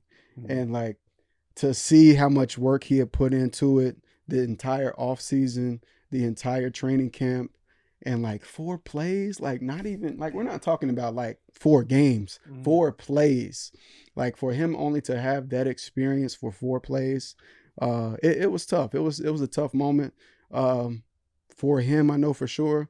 And like the rest of that season was just like, we just trying to hold on. Our defense playing their ass off. Like your defense is so good. Dog, we get the ball back at midfield. Like okay, like we like hoping like, please, like, can we please get a field goal in this drive? Like, can we do anything? Can we just do something? Do something. Like, y'all almost upset the Chiefs early in the year. Yeah. How is Zach Wilson's mental during that? When you're getting the ball at the 50-yard line, and you're like, please, God, just get to the 35 so we can I mean, I think, again, like I talk about with rookie quarterbacks being thrown into the fire and being thrown into the fire in New York City, the biggest media market potentially in the world. Like, and there's so much hype for us as a team. Like, those Crows, like, they came picking us apart from that point on. And, like, they had picked Zach for 3 years. Right. So now he's thrusted back into this position once again. Like I would have loved to see him be able to sit back for an entire season and learn and see. Like he got to see it for a month, but like I would have loved for him to have that opportunity because I think he's very talented. I think he just hadn't had that piece of understanding, of knowing. And, hopefully things are a little different for him in Denver. When on the outside looking in, obviously Aaron 8 being out there is like the glue of the entire operation. Is it the same way internally? Like organization wise, was it much different? Like when Aaron's kind of calling the shots, or not calling the shots, but a part of it in a big way leading up to that first game, to where the rest of the season now the organization is kind of, running around with chickens with their head cut off. Like what was the vibe? Because obviously everybody has their thoughts on the outside looking in, but what was the vibe on the inside? Yeah, I mean, as players, like we're just trying to win, right? Like we're trying to do everything we can to win. But, when you're a little bit of an older player, like you start connecting with more people than just the players, because like most of the players that I'm around, they're early 20s. Doing their thing. They're doing their thing. Like I'm spending more time with the people in the weight room, the nutrition staff, the performance, so I'm in the training room talking to, everyone, like all the trainers and stuff. Like you just start to like hear bits and pieces from all the different areas. And like, once you start tying the pieces together and you start seeing, you're like, oh, wait, I done seen this before. And it wasn't in Dallas and it wasn't in Green Bay. Yeah. The PTSD of I was like, okay. All right, what are we gonna do? How do we get traded?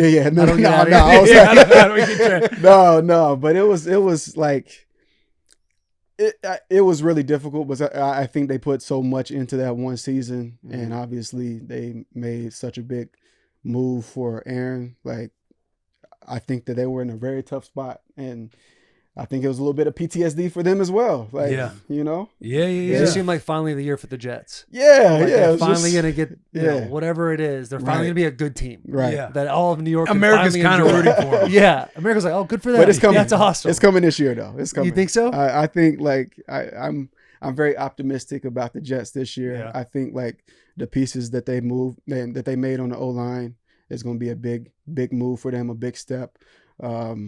You know, the defense is what the defense is. Defense Nasty, is bro. elite. You know, Elite. they bring in Mike Williams. They draft a young guy out of Western Kentucky that just a little bit of tape that I've seen on him. He looks nice. Like I said, you got Brees in the backfield. Like the pieces are there once again. We'll see how it plays out. Dude, what was it like when Aaron's done? Like, okay, he's Achilles 9 months at least. Yeah. All of a sudden, November hits. There's clamoring. You're eating Thanksgiving turkey, and all of a sudden you're hearing Aaron might actually come back. Yeah. Like, how real was that to you? I was like, there's no way. Yeah, okay. Like, come on, man. What are we talking about? He got on the practice field though. You got right? on the practice field. We- That is nuts. Like, that's Maybe- a feat in its own. It Maybe is. it was just It for a is. clip. Crazy. Maybe it was just a No, clip. but listen, you got to understand too. Like we ate the shit out of that clip. he We was watched it, gone oh my that God. entire time. Yeah. Right? Like he went back to LA and he was doing his rehab in LA. So we would only see him on some Sundays. He would fly in for the game. You know, sometimes he would meet us. Like he met us in Vegas for the game. So we were seeing him bits and pieces. Like we didn't know like where he actually was. And like we keep hearing this and like, yeah, you can throw a ball. Like you're standing there throwing the ball. You're not Right. really moving around. But when he comes back and he like is actually practicing, I think everyone was like, wait, hold on.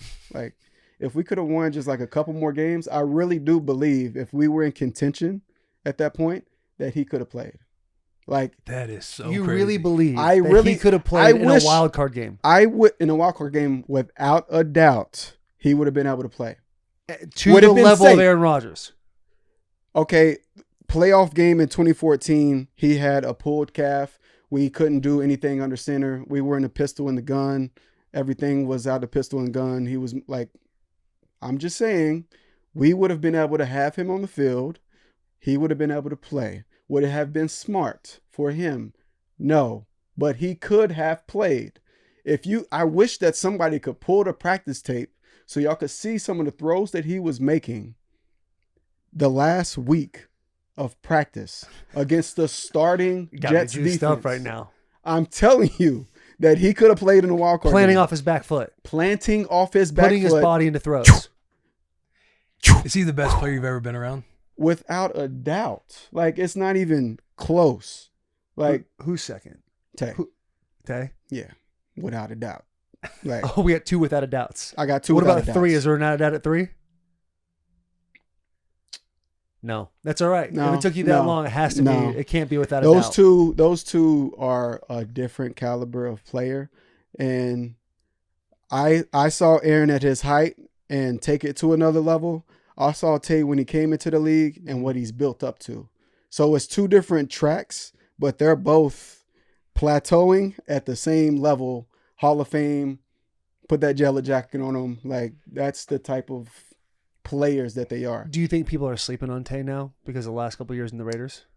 I don't think people sleep on him. I just don't think that they get the TV time because like he's playing with the Raiders and he's not.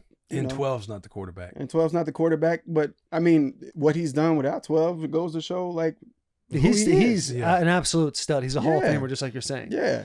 But I just feel like when we were at the Raiders with Zig and stuff like that, it seemed like he wasn't getting the ball enough. Like there was all Well, those he's news not. things coming out. Yeah. Like, why won't you feed a guy like that 24/7? You would think All you that'd need be the buffet. case. Take that boy to Golden Corral and let him feast. But You they know? did that. They did that once the new head coach took over after they fired McDaniels. AP. Like he started getting his pieces again. But yeah, I like watching them too. Whenever I came back, it was like I love ball. I love the in and out. I love the X's and O's. I love the film.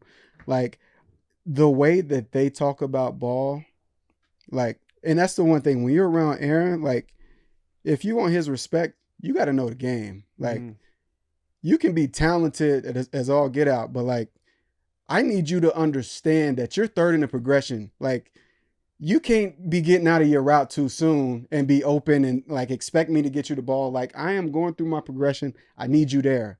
I need you to be there at a certain time, get open at a certain time. And like, I don't know if you ever seen that clip of Cooper Kupp after the game where he's talking about like what he saw on the play and like he's diagnosing the defense and he's breaking it down.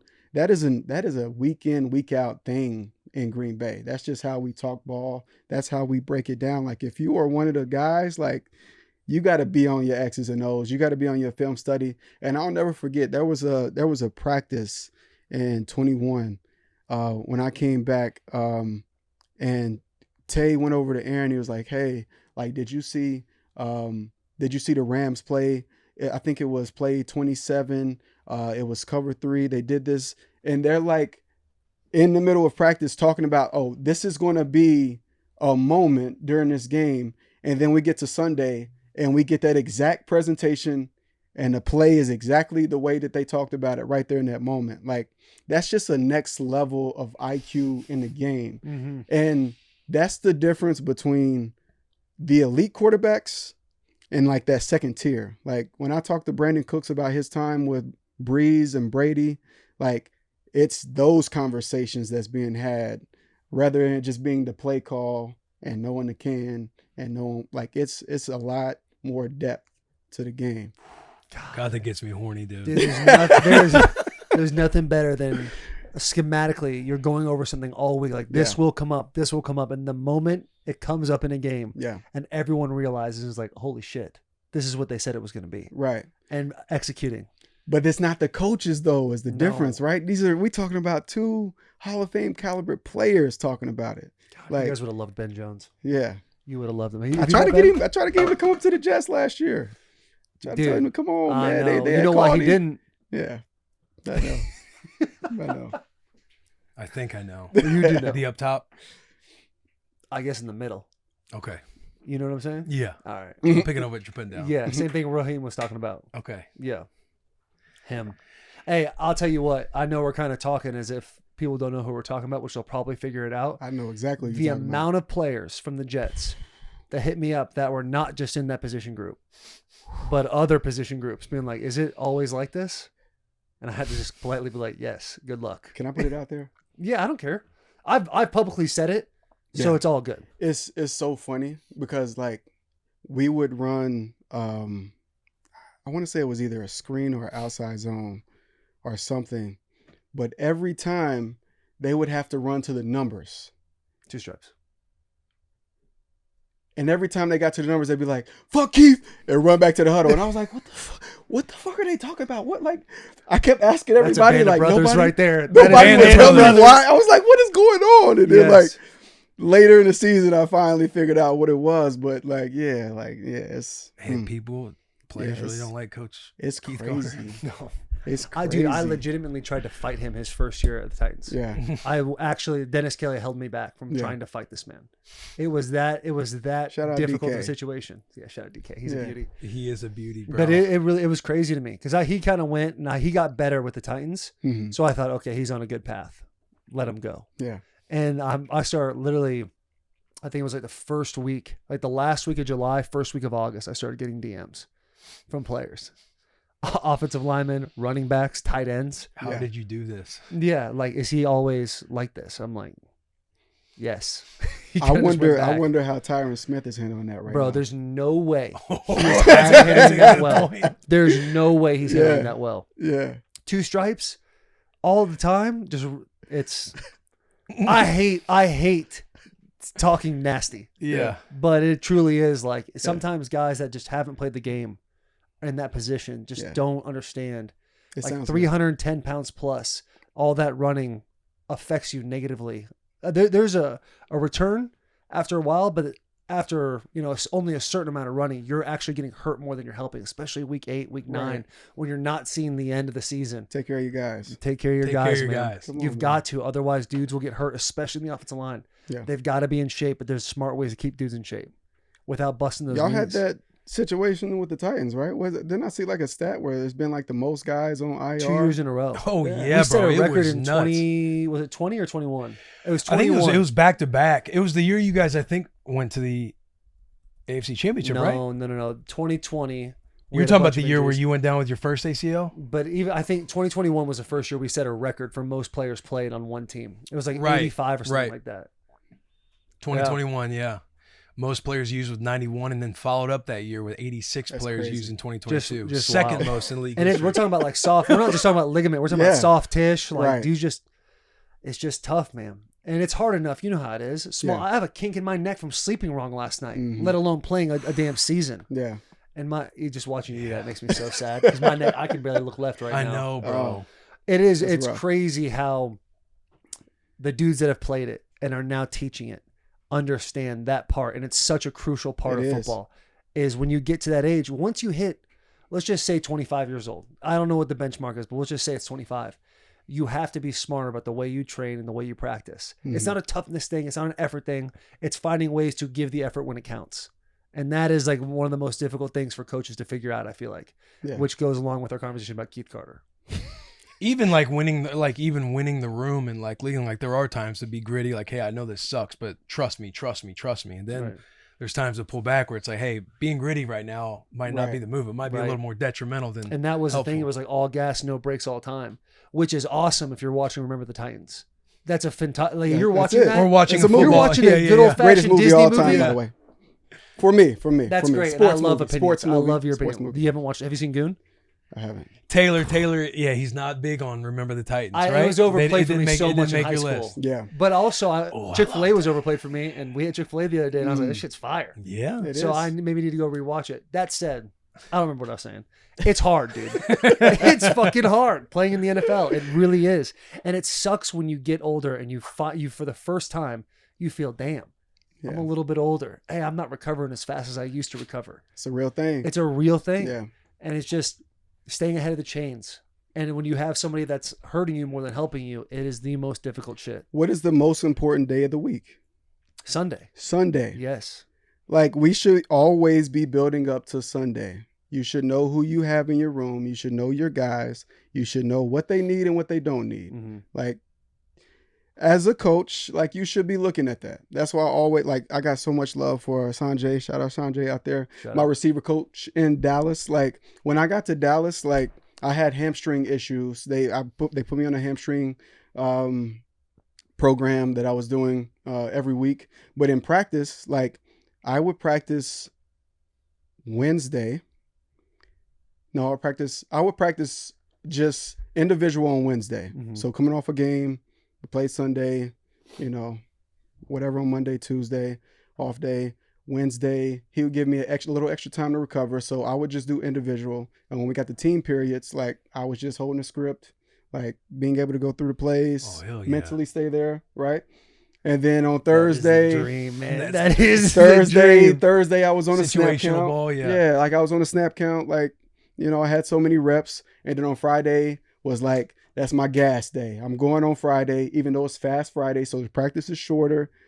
He knew exactly what I needed on my legs. You run the red zone real quick at full speed, then you jog Exactly. through the rest of the practice, but you're still Exactly. being The sharp. key third down that you gotta. Yeah. Yeah. You're gonna give him that little move right Yeah. there. We get to Sunday, like, I felt like on, like, later in my career in Dallas was like, it was gold. Mhm. Like, that was a perfect setup for me. And, like, I basically carried that with me the rest of my career after that. Like, he gave me that piece. And when I went back to Green Bay, and maybe that was one of the reasons they wanted to grind us out. Like, maybe that was one of the reasons they thought that I couldn't go, because I was like, no, this is what I need, because Sunday is the most important day. Mhm. Like, You need some load I management. need some load management. How was that Like, conversation? Not in the game.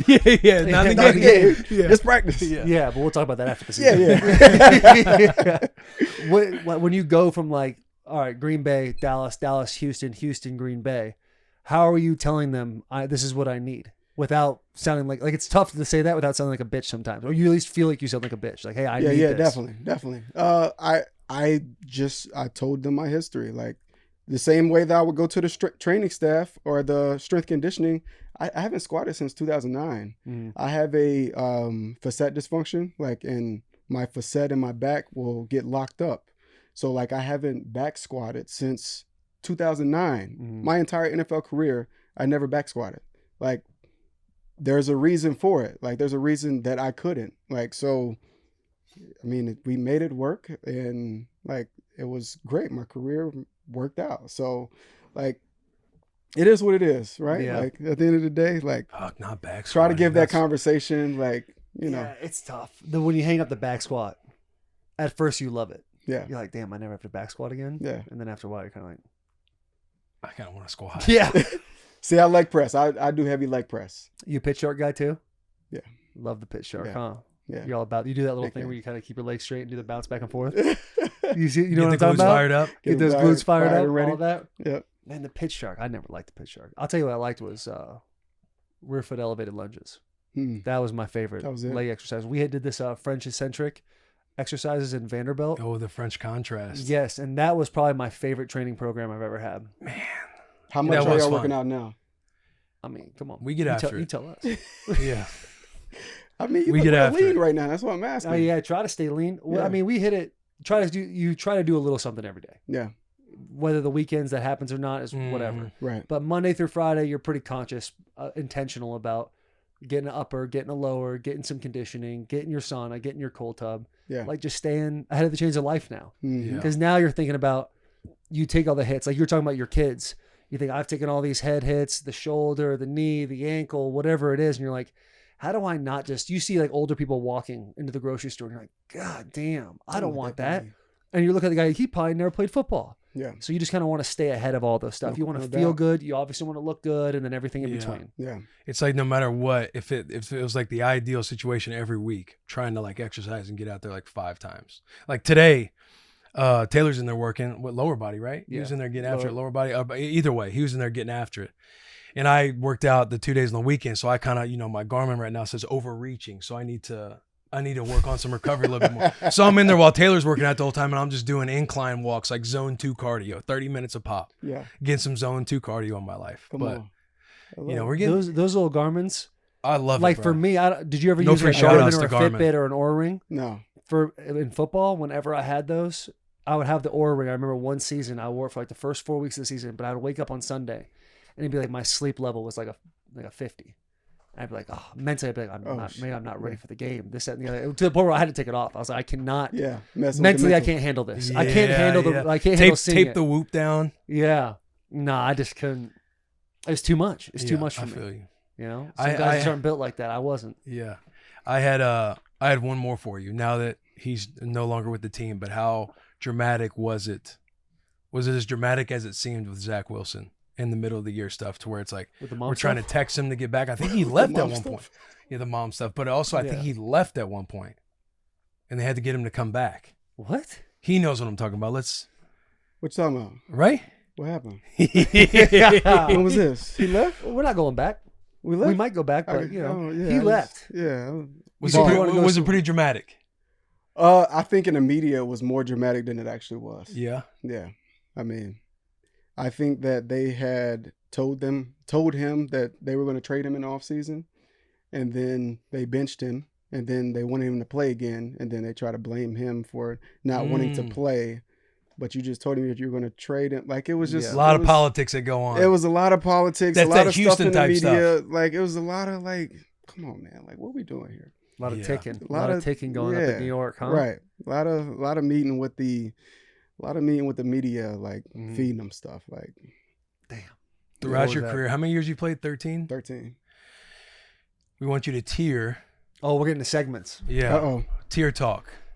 Okay. 1 to 3. You can throw in a couple honorable mentions. If Are you need to. familiar with your talk? I'm not. Okay, go ahead, Will. Basically lists your top 3 Okay. teammates throughout your career. Start at 3, and give us a little something. I want you to hear names. I want to know why. Yeah. Take me on a little journey. Also, And listen, this is teammates. It's not the best athletes you play Right. with. This isn't popularity contest. This is Randall Cobb's favorite teammates throughout his career. we're hanging out at the locker. We're going. Hey, we're going on a trip on Vegas. Hey, we're taking a trip. You should come. Those types of guys. Guys that were about that life that might not have had all the accolades as like a 12 or something. About that life, having fun. Not so much the ball part, but the life part. Friendship. They Yeah. don't have to be the best Chilling. player. Yeah, it's yeah. the best friends you had in the Best locker room. friends had in the locker Yeah. room. I would say at 3, I gotta say probably Jordy Nelson. Like Jordy was one of my guys. Like Great White Hope. Yeah, that's my man, White Lightning. He's White Lightning. Yeah, he was the guy. Like I learned so much from him outside of football, like as far as being a dad and that kind of thing. So I'm gonna start with him there. 2 for me, probably Brandon Cooks. Cooks was one of my guys. Like me and him kick it. Like in Houston, we were there together, going through the same thing. So like we got. We got a lot to hold on to when it comes to that. And then 1, y'all are saying not to do who y'all know who I want to put there, but I'm gonna go another route, and I'm gonna say probably don't even know this guy, DJ Williams. He was with me. We got drafted together in Green Bay, and young draftees coming in together in the Green Bay, like. We got some good times, some good stories from back in the day. Damn. Was DJ a linebacker? No, tight end. He played. Okay, he was tight end out of Arkansas. Yeah. Did you tell him not to put Aaron in there? Yeah, I mean, I'm just. We know he's your god tier. That's your number one teammate. Honorable of all time. mention, Aaron Rodgers. Yeah. That's my guy. Yeah, that's your boy. I was trying not to go. Yeah. Interesting for me to hear your list and not hear the name David Bakhtiari. I thought he's gonna give me some shit. He's gonna give me some shit. But me and him I got a bone to pick with him right now because they went to Derby, and I normally go to Derby, but we had a family trip that was planned that I forgot about Derby, so I okayed the family trip. Ooh. So then I couldn't go to Derby, and so who you mad at? No. Is it yourself? I'm mad at myself. I'm mad at myself. But I got a bone to pick with him. So the bone he has to pick with is honestly probably his wife. Yeah, it sounds like but I got to put it on somebody else. I gotta put it on her. We're not taking that accountability right now. That could be somebody else's problem today. Because then when you do find out it's Derby, it's kind of like, hey, sweetheart, here's where we kind of messed up, but honestly, we're gonna do the family trip. I blew it. God. So what's the bone with Bach that you're actually picking with on him? Oh, he just had a great time and showed it off? No, yeah. Well, I was in a group chat the whole time, so I know everything that was going on. So I got to see and feel like I was there, but I wasn't there. But yeah, I got a bone to pick with you. So we're going to talk about it this week when I see you. All right. Man, not even airing it out on the pod. I wonder what it is. I'm so curious. I'm so curious. We're going to have to find out. You want to do yours? You want me to go? You can go. Oh, wait. I had one question. Oh, yeah. Brandon Cooks, he's somebody who's bounced around the league a lot, but always has like 1,000-yard seasons. Like, it always seems like if he's somebody who is having those productive of years, like he would be somewhere longer term. Is there reasons for that other than just like 1 year at a time contract situations and him wanting, maybe something a little different contract wise? I'm always so curious about that. I couldn't give you the understanding from a business side standpoint that maybe GMs and agents are trying to figure out as far as like numbers and cap hit and all that kind of thing. But I can tell you that like he's one of my favorite teammates. The way that he works, like the way that he practices, the things he does after practice, the way that he takes care of his body, like he does everything that you would want your guy to do. Like, is he like small? Yeah, like he's small, but he's like he plays big. Yeah, you know what I mean? Like he has monster years. I love his work ethic. I love his knowledge of the game. I love the way that he goes about his business. So I couldn't tell you the reason why. And I saw him in I don't know what year that was 2020. So that's year 6 for him, I believe. So I couldn't tell you what led up to that many trades at that point, but like I got to experience him in year 6, and I have nothing bad to say about him as a teammate. Respect. Love that. Respect. I'm up. Yeah, you're up. Okay, I'm gonna give 2 honorable mentions. Those honorable mentions are gonna go to. This is hard. This is really hard because you know what I'm doing. I don't know if you did that. You actually did that pretty fast. For me, I'm thinking about the end of my career, as opposed to like the beginning of my career. And as I'm going back to the beginning of my career, I'm like, oh, damn, there was this guy and that guy and this guy. But I'll give an honorable mention to Corey Levin and Jordan Roos. 2 offensive linemen, 2 just gritty white cats that were locker room vibes, good dudes to hang out with, not always with a smile on their face, but like Corey, type of individual who thinks fast but talks real slow.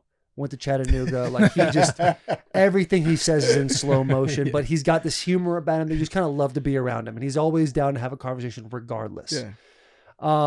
Jordan, the thing I love about Jordan is he looks like a heavy, like a little couple too many pounds Viking, like a long beard, long hair. He is who he is, and he doesn't stray away from that, but he has a good time. Like he's got these weird quirks. We would play like this song, Christmas Is A-Comin' by Bing Crosby. And he just decided he doesn't like Christmas music, and we would have it on repeat from Thanksgiving to Christmas. Yeah. And it was just him getting annoyed by it, but also having fun with it and just stirring the pot with him all the time. I really enjoyed him. So I have to give them an honorable mention. My tier...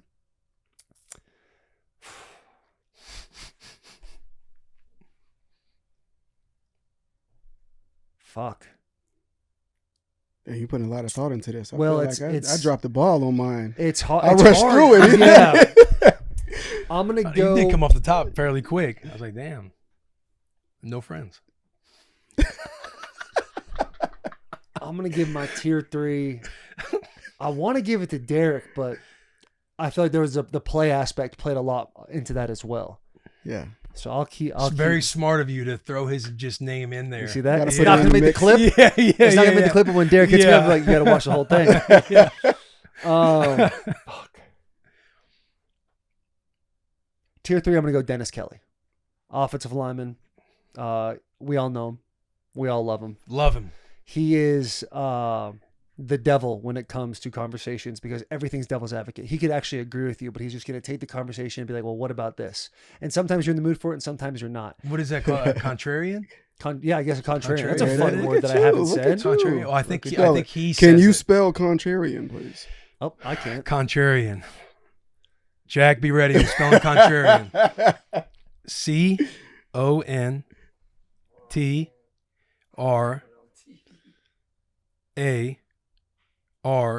CONTRARIAN.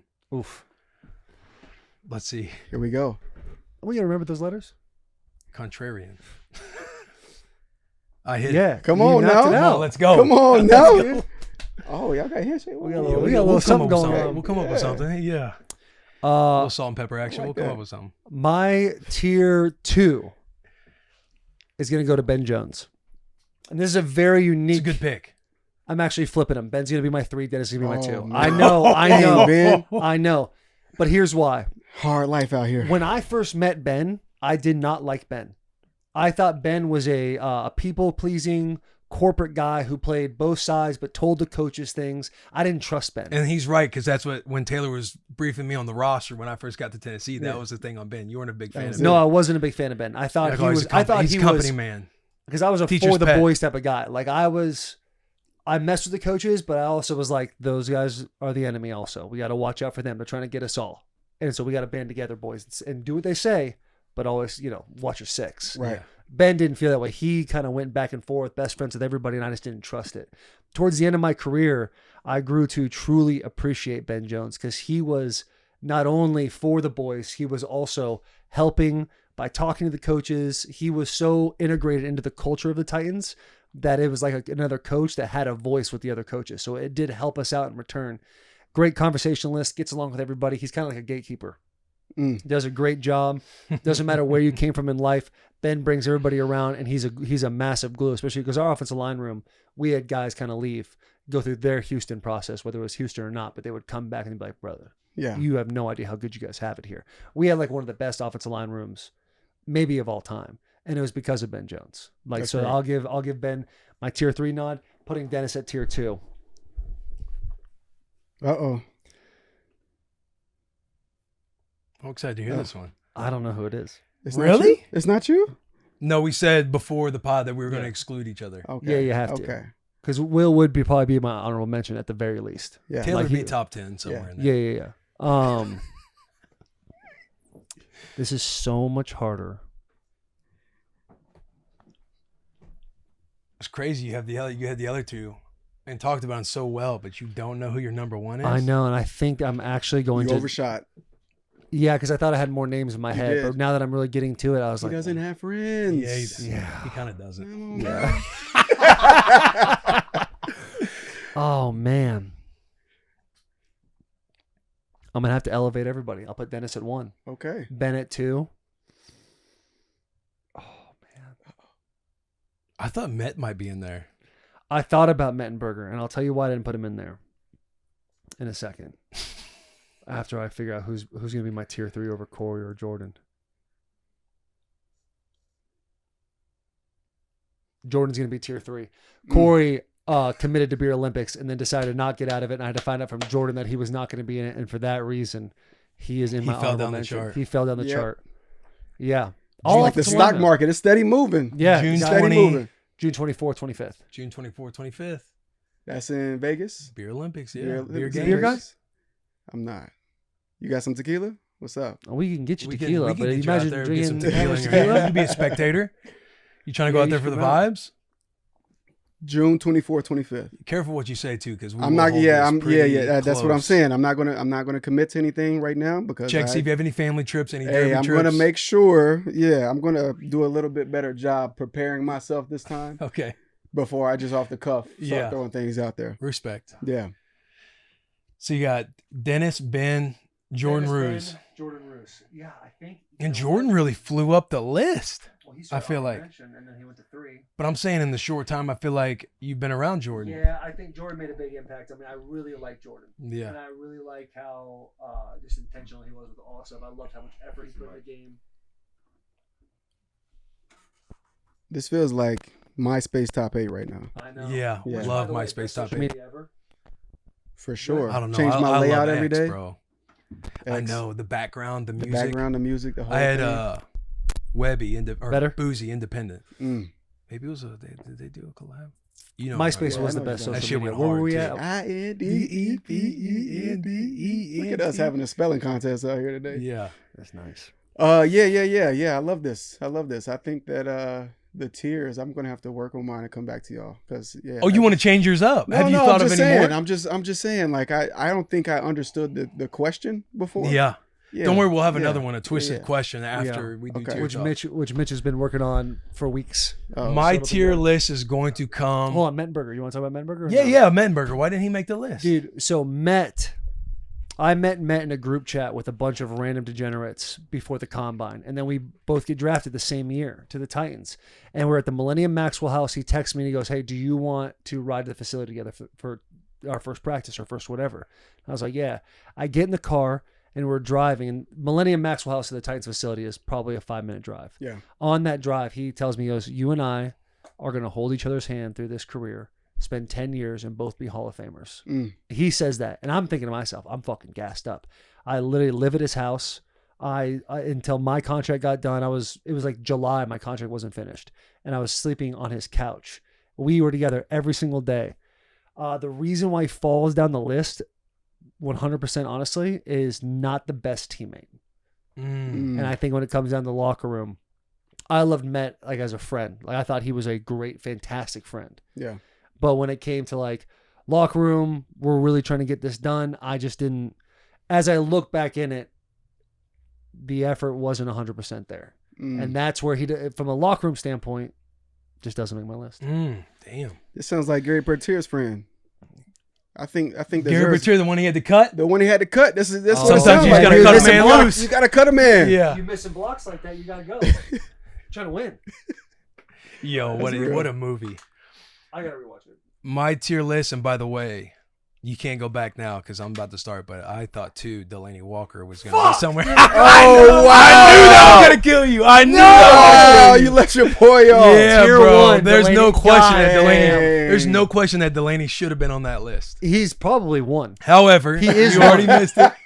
I can't believe I I know. missed that. I'm I did the sitting same there thing with I'm David. sick. I did the same thing with I'm David. I sweating did my the same back. thing with David. No, you didn't. I did. No, you I hate did. It was- Dave. yeah, We I all hate see it. I hate him. Can't All stand of that mine, guy. all of mine, I'm thinking about has to do with the Washington roster. And you and Delaney weren't even close. Delaney's not on mine.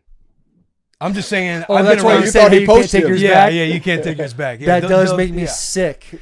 Delaney's not on mine, but I just knew. I'm like, oh, he's gonna be sick when I tell him. You know Because what's so I've been around crazy? you guys enough to where I've heard all the stories, I've heard all the things, the fun that you guys had. I'm like, for sure, Delaney's gonna be. And you still have the relationship you have with him now, post career. So it's like, that was a layup. That's the thing for Delaney with me, dude. Is even with Bussin stuff, like he's like so available and we know he's there, but for when it's because we know he's so available, we're like, all right, what are we doing over here? And I'm like, oh shit, Delaney. We should get Delaney to do this. Yeah. Yes. Mine are all around the Washington Redskins. Well, that locker room we had, even though we didn't like go far, you guys knocked us out of the wild. Was it the wild card round? Yeah, the wild card round. Yeah, I remember that. Take it easy. Yeah, fuck it. But I'm thinking about that Washington roster because we had a lot of good guys, and I'm gonna go on my political rant with you got the Ryan Kerrigans, the Kirk Cousins, Mason Foster, Deshaun Golston, like Jason Hatcher, Sean Laval. Oh my God, Sean Laval. Man, We you're get having it, a Will. You moment have right now. friends. Yeah, My we tier get it. three. My We get tier it. three is gonna be a man by the name of Kedrick Golston, D lineman out of Georgia, played a decade. He was one of those guys. He was never the superstar of the team, but he was the guy who always had the pulse and had the locker room, and had that just OG. He was like Unc. He was like the father figure, the leader, as far as like family, the Bible studies, just the all encompassing of what a man and a leader is Kedrick Golston. And I would just sit, I'd pick his brain. He'd have that Southern accent that make you laugh. Like, he was the best. So Uncle Kedrick Golston was my tier 3. My tier 2 is going to go to Trent Murphy. He was somebody that I've been around. We were around each other our entire stint with Washington when he got drafted, like in the meetings, fucking around with each other, like stuff off the field. Like, we go on our little hunting trip every year, but he's somebody that you pick up the phone and you talk to him, or when you're texting, like it's like that texting style that you have with each other to where you're always laughing about something or you know where they're coming from. That's Trent Murphy. He was my boy. Somebody you could be self-deprecating around and kind of bitch with, but know that we're about that life, but we're going to sit here and we're going to bitch a little bit in the sauna. Hell yes. My tier 1 is going to go to Adam Hayward. He was a linebacker that was with Tampa for a little bit and then came to Washington. And he came like my second year to where he put his arm around me. He's like, hey, if you're going to make the team this year, it's going to be through special teams. It's not going to be knowing what to do at linebacker and everything else, because I was on P squad the first year. Right. And he kind of took me under his wing and I rode with him everywhere. We'd drive to the games together. We'd break down film with each other. And he was like always kind of that mentor vibe to where we were around each other all the time, where we'd bicker at each other. We'd low key argue way too much and honestly be mad at each other a lot. But because of like how close we are and how we saw everything, and Adam Hayward, video games, like in the off season, like he was the cat that I was talking to, and we knew each other. Like he was my guy with his years in Washington. So he's my tier 1. So that's my list. It's a good for list. My, I for only my knew one of those teammates. guys. Arizona boy, though. Yeah. I was gonna say, I know Trent. But yeah, bro, Adam Hayward, Kedrick Golston, just staples of the career, like for just all of it, for a lot of things. When Trent and I were in high school, it always seemed like there was some tension there between him and I, because he was. It might always feel like that with Trent. Like he's a very standoffish kind of like. He was dating a girl named Taylor in high school. And Wait, do you have something to tell us? No, yeah, by the way. All right. Taylor was a she back in high school. Yeah. Now that it's out. Yeah, but there was always like a weird tension. He was always dating like chaparral people, and he was a brophy kid, all boys school and stuff like that. And you knew about Trent Murphy, but he wasn't in the circles. And I was only around him a couple times, but I thought, this fucking guy, man. I don't know if you guys would way. hit it off now, but you're for sure. Oh no, we're boys you're for now. Sure, each other's like you're not each other's cup of tea. Like if I'm thinking of back in the younger days. Oh, I'm for just sure. knowing both you guys. Obviously, you guys would hit it off now. Yeah, but I think the younger Taylor you're thinking of was college Taylor. I wasn't like that in high school. What were you like in high school? I didn't drink at all my senior year. Oh yeah, you were protein shakes early in the morning. Yeah, I was like, get up one at of 3 those. a.m., get a protein shake in. I was on that grind. Yeah. I was About on it. that. I was about it. He was definitely About that action. Yeah. Have you thought of anybody else since we've been kind of talking about our You feel list? sick about Dave, huh? Because I feel sick about Delaney. He don't feel sick Yeah. about Dave. He knows he can get back with Dave. I do. Yeah. I do. That was tough. Thank God Delaney doesn't watch our show. Yeah, that's tough. We'll send That's him tough. this. Oh yeah, Delaney. Yeah, I'm for sure gonna. I got to. Yeah. I think Like one of Delaney, the check out your boy. one of the things I think about was just like, when you think about retirement, is this what you miss? Like, this feels like locker room talk, right? That's what the show's about, That is dude. it.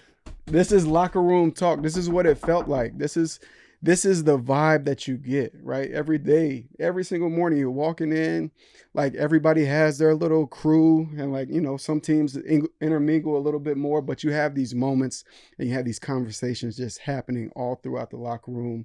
People playing cornhole, ping pong, over here playing chess, like Boo Ray, having these conversations, and like, I think when you think about like being removed from that, that's the part that you always miss more, because these are the bonds that are built. These are the memories that are made, and you have guys that's never been heard of, like, but you have these relationships that last like a lifetime, and you have these memories that you can look back on. Like, I think that like when you think of post-career, that's what people lack and we miss. And that's one of the reasons that brought us to Nashville, because there's so many of us here, and we can have these moments, and it just feels like so easy to do. Like coming to Easter and, you know, sack racing it up. By the way, talking about that. By the way, I mean, the tape is what the tape is. I might have edged you out. Come on, man. Everyone was celebrating you, but you know, nobody wanted to check on me going face first over that finish line. I'm trying to get it. Full effort. Full effort. Hey, I'm so sick you guys were at my house for an Easter party and I wasn't I there. know. I'm sick about His it. kids were wiping the floor with everybody, and then when we had the adult one, I'm like, well, let's see how we can bounce here. And then as the race, I mean, it was only like 10 yards long, maybe. Yeah. As we're at that like 5-yard mark, and I felt that I was like, oh shit, I could win this thing. I'm just like itching to try to beat this. That's man. what you did. You felt that? You seem like you didn't feel nothing, did you? You just thought I didn't even see you, to be honest with you. I just you got to watch the tape. I know, I saw the tape. Hey, going face first down.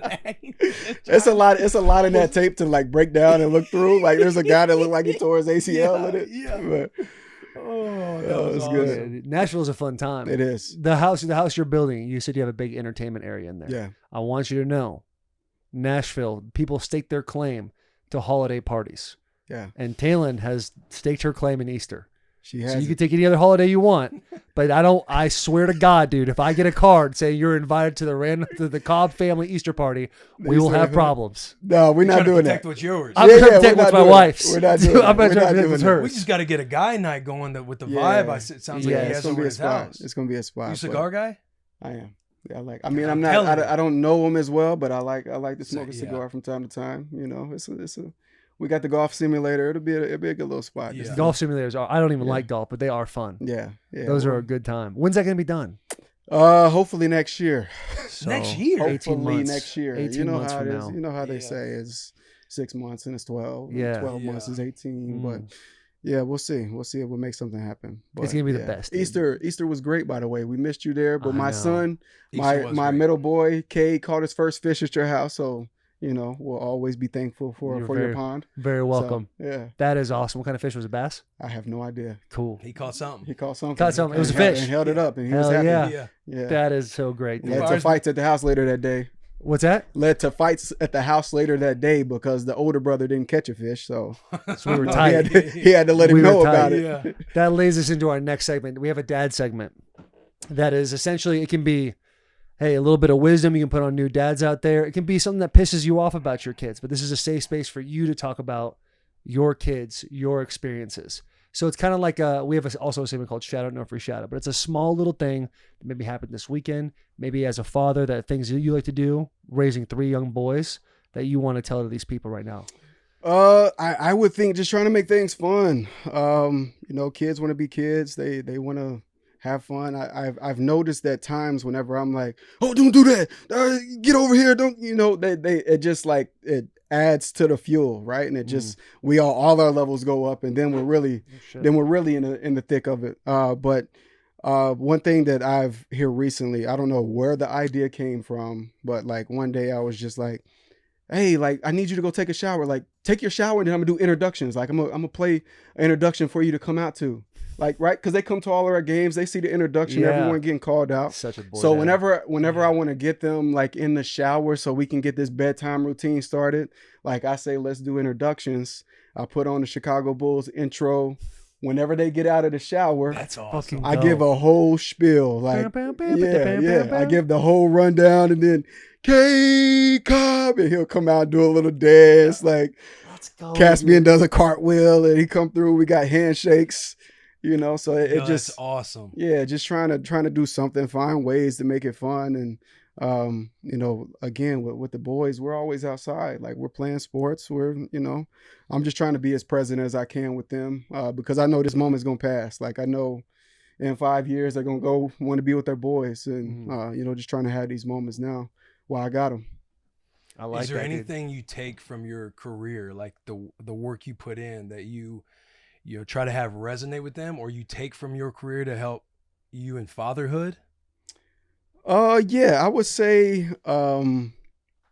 with them, like my son, my oldest thinks he's the coldest thing that's ever touched a soccer ball. Like he is nice. I've not, seen him on the field. He's not who he thinks he is, though. Yet, maybe he can get there one day, but he's not that yet. Yeah. So it's just like being able to like teach him and have moments with him to like, you know, slowly let the air out that balloon and bring him back to the ground. And then with my younger one, lift him up because he see his brother like being able to do so much, climb up a tree and jump over this, and he can't do it, but he wants to do it. And now he's crying because he's mad because he can't do it.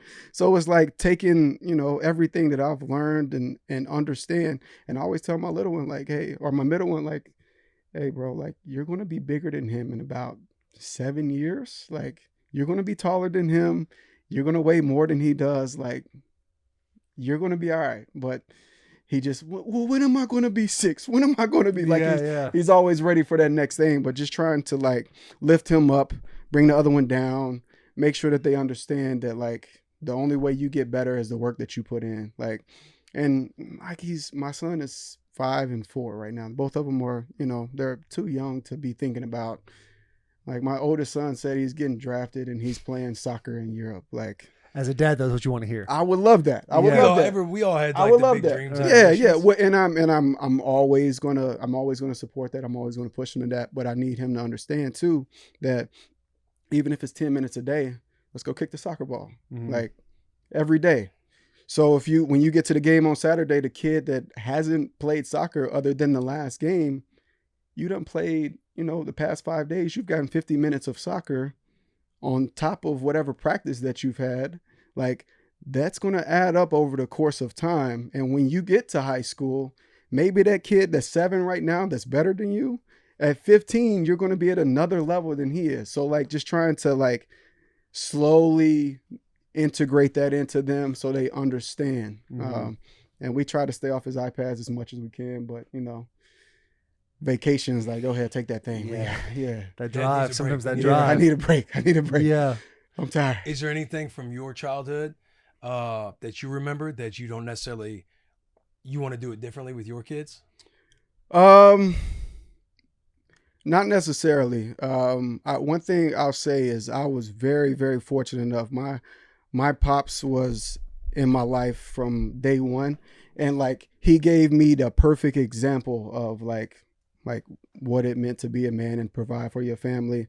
He worked 14 hours a day in a factory building transmissions at Denso for, you know, Nissan and Toyota and all these companies, right? And like he would have to teach people that were coming in like their job because he knew it so well, but he got like, now I wouldn't say blackballed, but like he didn't have the educational background because he was only a high school graduate that the college graduates would, you know, catapult him, and he had to like report to them, but he had to teach them how to do their job. So, but also he would come home after a 14-hour shift and he would be the one taking me to practice and being one of my coaches or cutting grass at the house.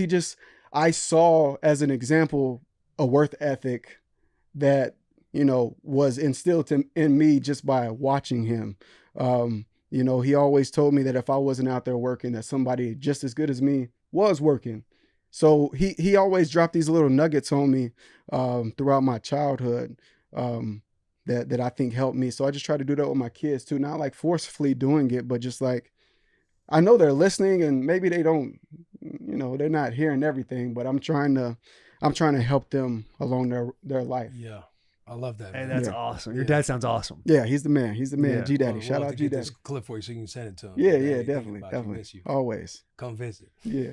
He's down the road. He's up here all the time. So Should we do Twisted Question? Mitch, twisted question. Do we want to bring up the ad that's obviously going to be there when this episode comes out? Do we even need the script? I mean, I'll tell you right now, Twisted Tea is a refreshing hard iced tea made with real brewed tea and 5% alcohol, full of flavor and very refreshing. Twisted Tea goes down smooth, and there is no carbonation, which makes it easy to drink all day long. Twisted Tea feels fun and celebrates extreme fandom on game day. It is a perfect alcohol for game day, whether you're tailgating in the parking lot, watching at a bar, or watching with friends at home. Twisted Tea is there to turn up your game day. Keep it twisted. Grab a refreshing Twisted Tea today. Mitch Carsley has a twisted question for us. What you got, brother? I'm trying to pick between two. I texted my one group chat like, "Hey, I need something." Okay. They did not deliver. We'll just go. These are usually terrible. Yeah. Terrible. I've been on a good run the last couple. Okay. Yeah. Somebody else, other people have been on a good run that's came out of Yeah. Mitch's mouth. Yeah. Please DM me with your twisted questions. We'll go with this one from my buddy Connor. Would you rather have like always your fingers be like Cheeto dusty, sticky, like just dirty, oily, or have permanent like swamp ass like skid marks just in your underwear all the time? Come on, what are we doing? That's right. This I is tried it. telling you. These are the twisted questions. Yeah, we Okay, tried we'll to do tell you. another one. Would you rather have dicks for fingers or a dick for a nose? Come on, man. Oh yeah, that's a great. That was just as good, I guess. Why did I just like think I was like this? Yeah, that's It'd be crazy. getting crazy. I don't know why. That was the first thing that popped in my head. Just Your dick fingers get hard? Or they just always stay flaccid? Let's say they get hard. Let's say you can have 5 orgasms at once. If you oh wow, Oh. wow. I'm going fingers. Yeah, fingers for Fingers. sure. 100%. Fingers and put some Cheeto on them. Put some Cheeto Oh, dust wow. and everything Yeah. else. Hey, can you get this off my finger? Wait, Hey, so the question see ya. is, are you gonna lick the Cheeto dust off your fingers now? Yeah, that's a thing too. Yes, I think if I'm solo dolo and I'm If you're solo if I'm dolo, eating if you're some ribs, you know what I Okay. mean. I got to finish it off. Catch a little Whoa. intimate time. Whoa. I mean, Think you're, about it. hey, I you didn't remember know turning, what I was you remember walking like turning into. 12, 13 and realizing you can do it yourself, finding out for the first time. Yeah, I And then did. you heard that thing about Marilyn Manson. Yeah, where he took a rib out so he could suck his own piece, Oh yeah. and then next thing you know, your knees up by your head, trying in the bathroom on the floor. Never. Come on, bro. Never, never, You're lying. never. Me neither. This is a place Hey, of truth. This is wait a minute. This is a real thing. This is a real thing. And Kevin Hart just talked about it in the roast. That Like, is why is there such a cultural difference when we talk about like White people stuff and black people stuff. yeah, like the jokes. feel that. Like it's a real thing. Like it's Yeah, dick jokes do go hard with white dudes. yeah. Black dudes are always Pun like, hey, intended, stop right? playing. The Hey, you play one- too much. And Taylor and I are on the opposite end of the spectrum on this, but the one in the locker room that I would always bring around is like, would you rather suck a dick or take it in the ass? Come and it on, felt man. like the black dudes would always say, give head. And the Stop. white dudes were more taking the ass. Nobody was answering this question. I promise, bro. You couldn't get out of the way. You're getting there stretched. There's nowhere for you to go. And I'm Oh, like, hey, man. Randall, bro. Come on, man. I'm about to give you this question. Gun to your head. You have to pick one. Obviously, this isn't. Take my life. You're not No, I'm in, just in the messing. moment. You're thinking like this isn't going to be on a podcast. So you're night before a game. All the boys are kind of stretching, rolling Yeah, out, yeah. hanging out. Yeah. Guys were answering. They're whispering in your ear. Yeah. Preston Smith, a teammate of yours. Yeah. Bad body baller. Bad body baller. I had him cornered doing it one time and he would not answer. I'm like, hey, you have to answer. And he called his mom to get the answer. What do you What? mean? This one was more. This What? one was, That's the worst Time one. out, time out, What? time What? out. What? Hang on, I What? set that Like, up wrong. I what? set that up wrong. I also said like, if not, your family dies. Like you get killed. He's like, I'm telling you right now, I'm killing my entire family, or I'm killing my mom. And he's like, I'm calling my mom. She's like, you better not suck that dick. Oh, no Yeah, shit. you better put a gun on my head. He's like, see, I tried telling you, cunt. Just say, all right, love you, mom. Oh, yeah. Appreciate it, man. Thank you. Thank you, mom. Oh, my God. Come on. So I guess we're not answering these questions. Or are we? This is getting real twisted. Yeah, it gets a little awkward with the twisted I questions. mean, I'm doing dicks for fingers just quickly if I could just get my answer out. Just combine them both. Dicks with fingers. Put the Cheeto dust on my penises. My penises. Yeah. See, I don't know. I think I might take the swamp ass over the dust. No, I'm Really? taking the dust. He even said skid marks and stuff too. Like, Yeah, is Yeah, it that's is it too just much. always a sweat? Because I got a little that's- swamp ass right now. Just it's getting a little hot on this bus. You're sweaty. Like if you fart, you don't know. you kind of just. It feels like you probably always have kind of like a shark. It's a little bit uncomfortable. But dude, Like, I mean, I I don't can know shower pretty often. when you have like honey on your fingers, and you just I hate that feel feeling. you. I It's hate that It's feeling. number one. Hey, it's a terrible question. It is a terrible It's question. just one that Completely. we have to. Yeah, I feel bad for Twisted Tea. They paid good money to sponsor this segment, and we're going to get questions like that. That's been the worst one I've had in maybe a month. Okay, 4 weeks strong, Mitch. Yeah. Thank you for that. Thank you for choosing me to have the worst 12 months one. in a Appreciate year. it. That's crazy. You see Hey, what we're what- dealing what- with here? What? That sort of accountability. Yeah. You know. But it's been good, hasn't it? I mean, look at me. Shaved his face. He looks insane. Yeah. You got to bring your beard back, bro. He goes, I'm keeping it for the summer. Oh, I boy. doubt he'll keep it for the summer. Bro, No this has been a bitches. phenomenal podcast. Yeah, you're We awesome. appreciate you, bro. I appreciate y'all having me, man. Did you have Hey, fun? it took a wild fun. turn at the end. It did. It Are did. you okay? It did. It got a little twisted. It got a little Yeah, turbulent. twist at the end. Yeah, It's yeah, usually yeah. what happens. But man, thank you for coming on. I think this was phenomenal. Yeah. Do you have anything? Is there anything you want to say? Do Or ask. I'm Yeah. here. I'm just, hey, if y'all, if you want somebody else every now and then, like I got nothing going on right now. What are in you Nashville. interested in outside of ball? Talk about Uh, establishing the next 20 years. Like, what are things that spark I your love curiosity? the business of sports. I love the game. Obviously, I'm starting to dabble into the broadcasting thing, just getting a little feel for it. I don't know. Investing, like that's a big piece of life for me, and when I say that in some different companies and different things, so I'm just trying to find that next facet. trying to find that next sparks, passion? Yeah, Yeah. sparks interest. So I'm planting seeds right now, seeing what grows. Any interest in the podcast game? I mean, I don't know enough about it. I mean, I enjoyed this today, but I don't know. I'm not Yeah, opposed well, to it, but I'm. I just heard you mention the broadcasting stuff. So I don't know if you Yeah. want to be a little buttoned up or if you want to kick back and I'm open. I can button up. I can keep it relaxed like this. you got It's just- range. Yeah, he's got range. I mean, we'll see. We'll see. I'm here. Like I said, planting seeds. We'll see what happens. All right. Speaking of range, who's a better actor, Will Smith or Denzel Washington? Denzel. I'm a Denzel guy. As far as range goes? as range goes. You Okay. Like Will, you give All it right. to Will? You like Yeah, I Will? think I give it to Will. Give it to Will. I give it to Will because I think Will does a better job with like comedy. And then I think Denzel's a better serious actor. Yeah. I think the stuff that Denzel's in I like more than what I've seen Will in, but as far as range goes, Mm-hmm. I'm going Will over Denzel.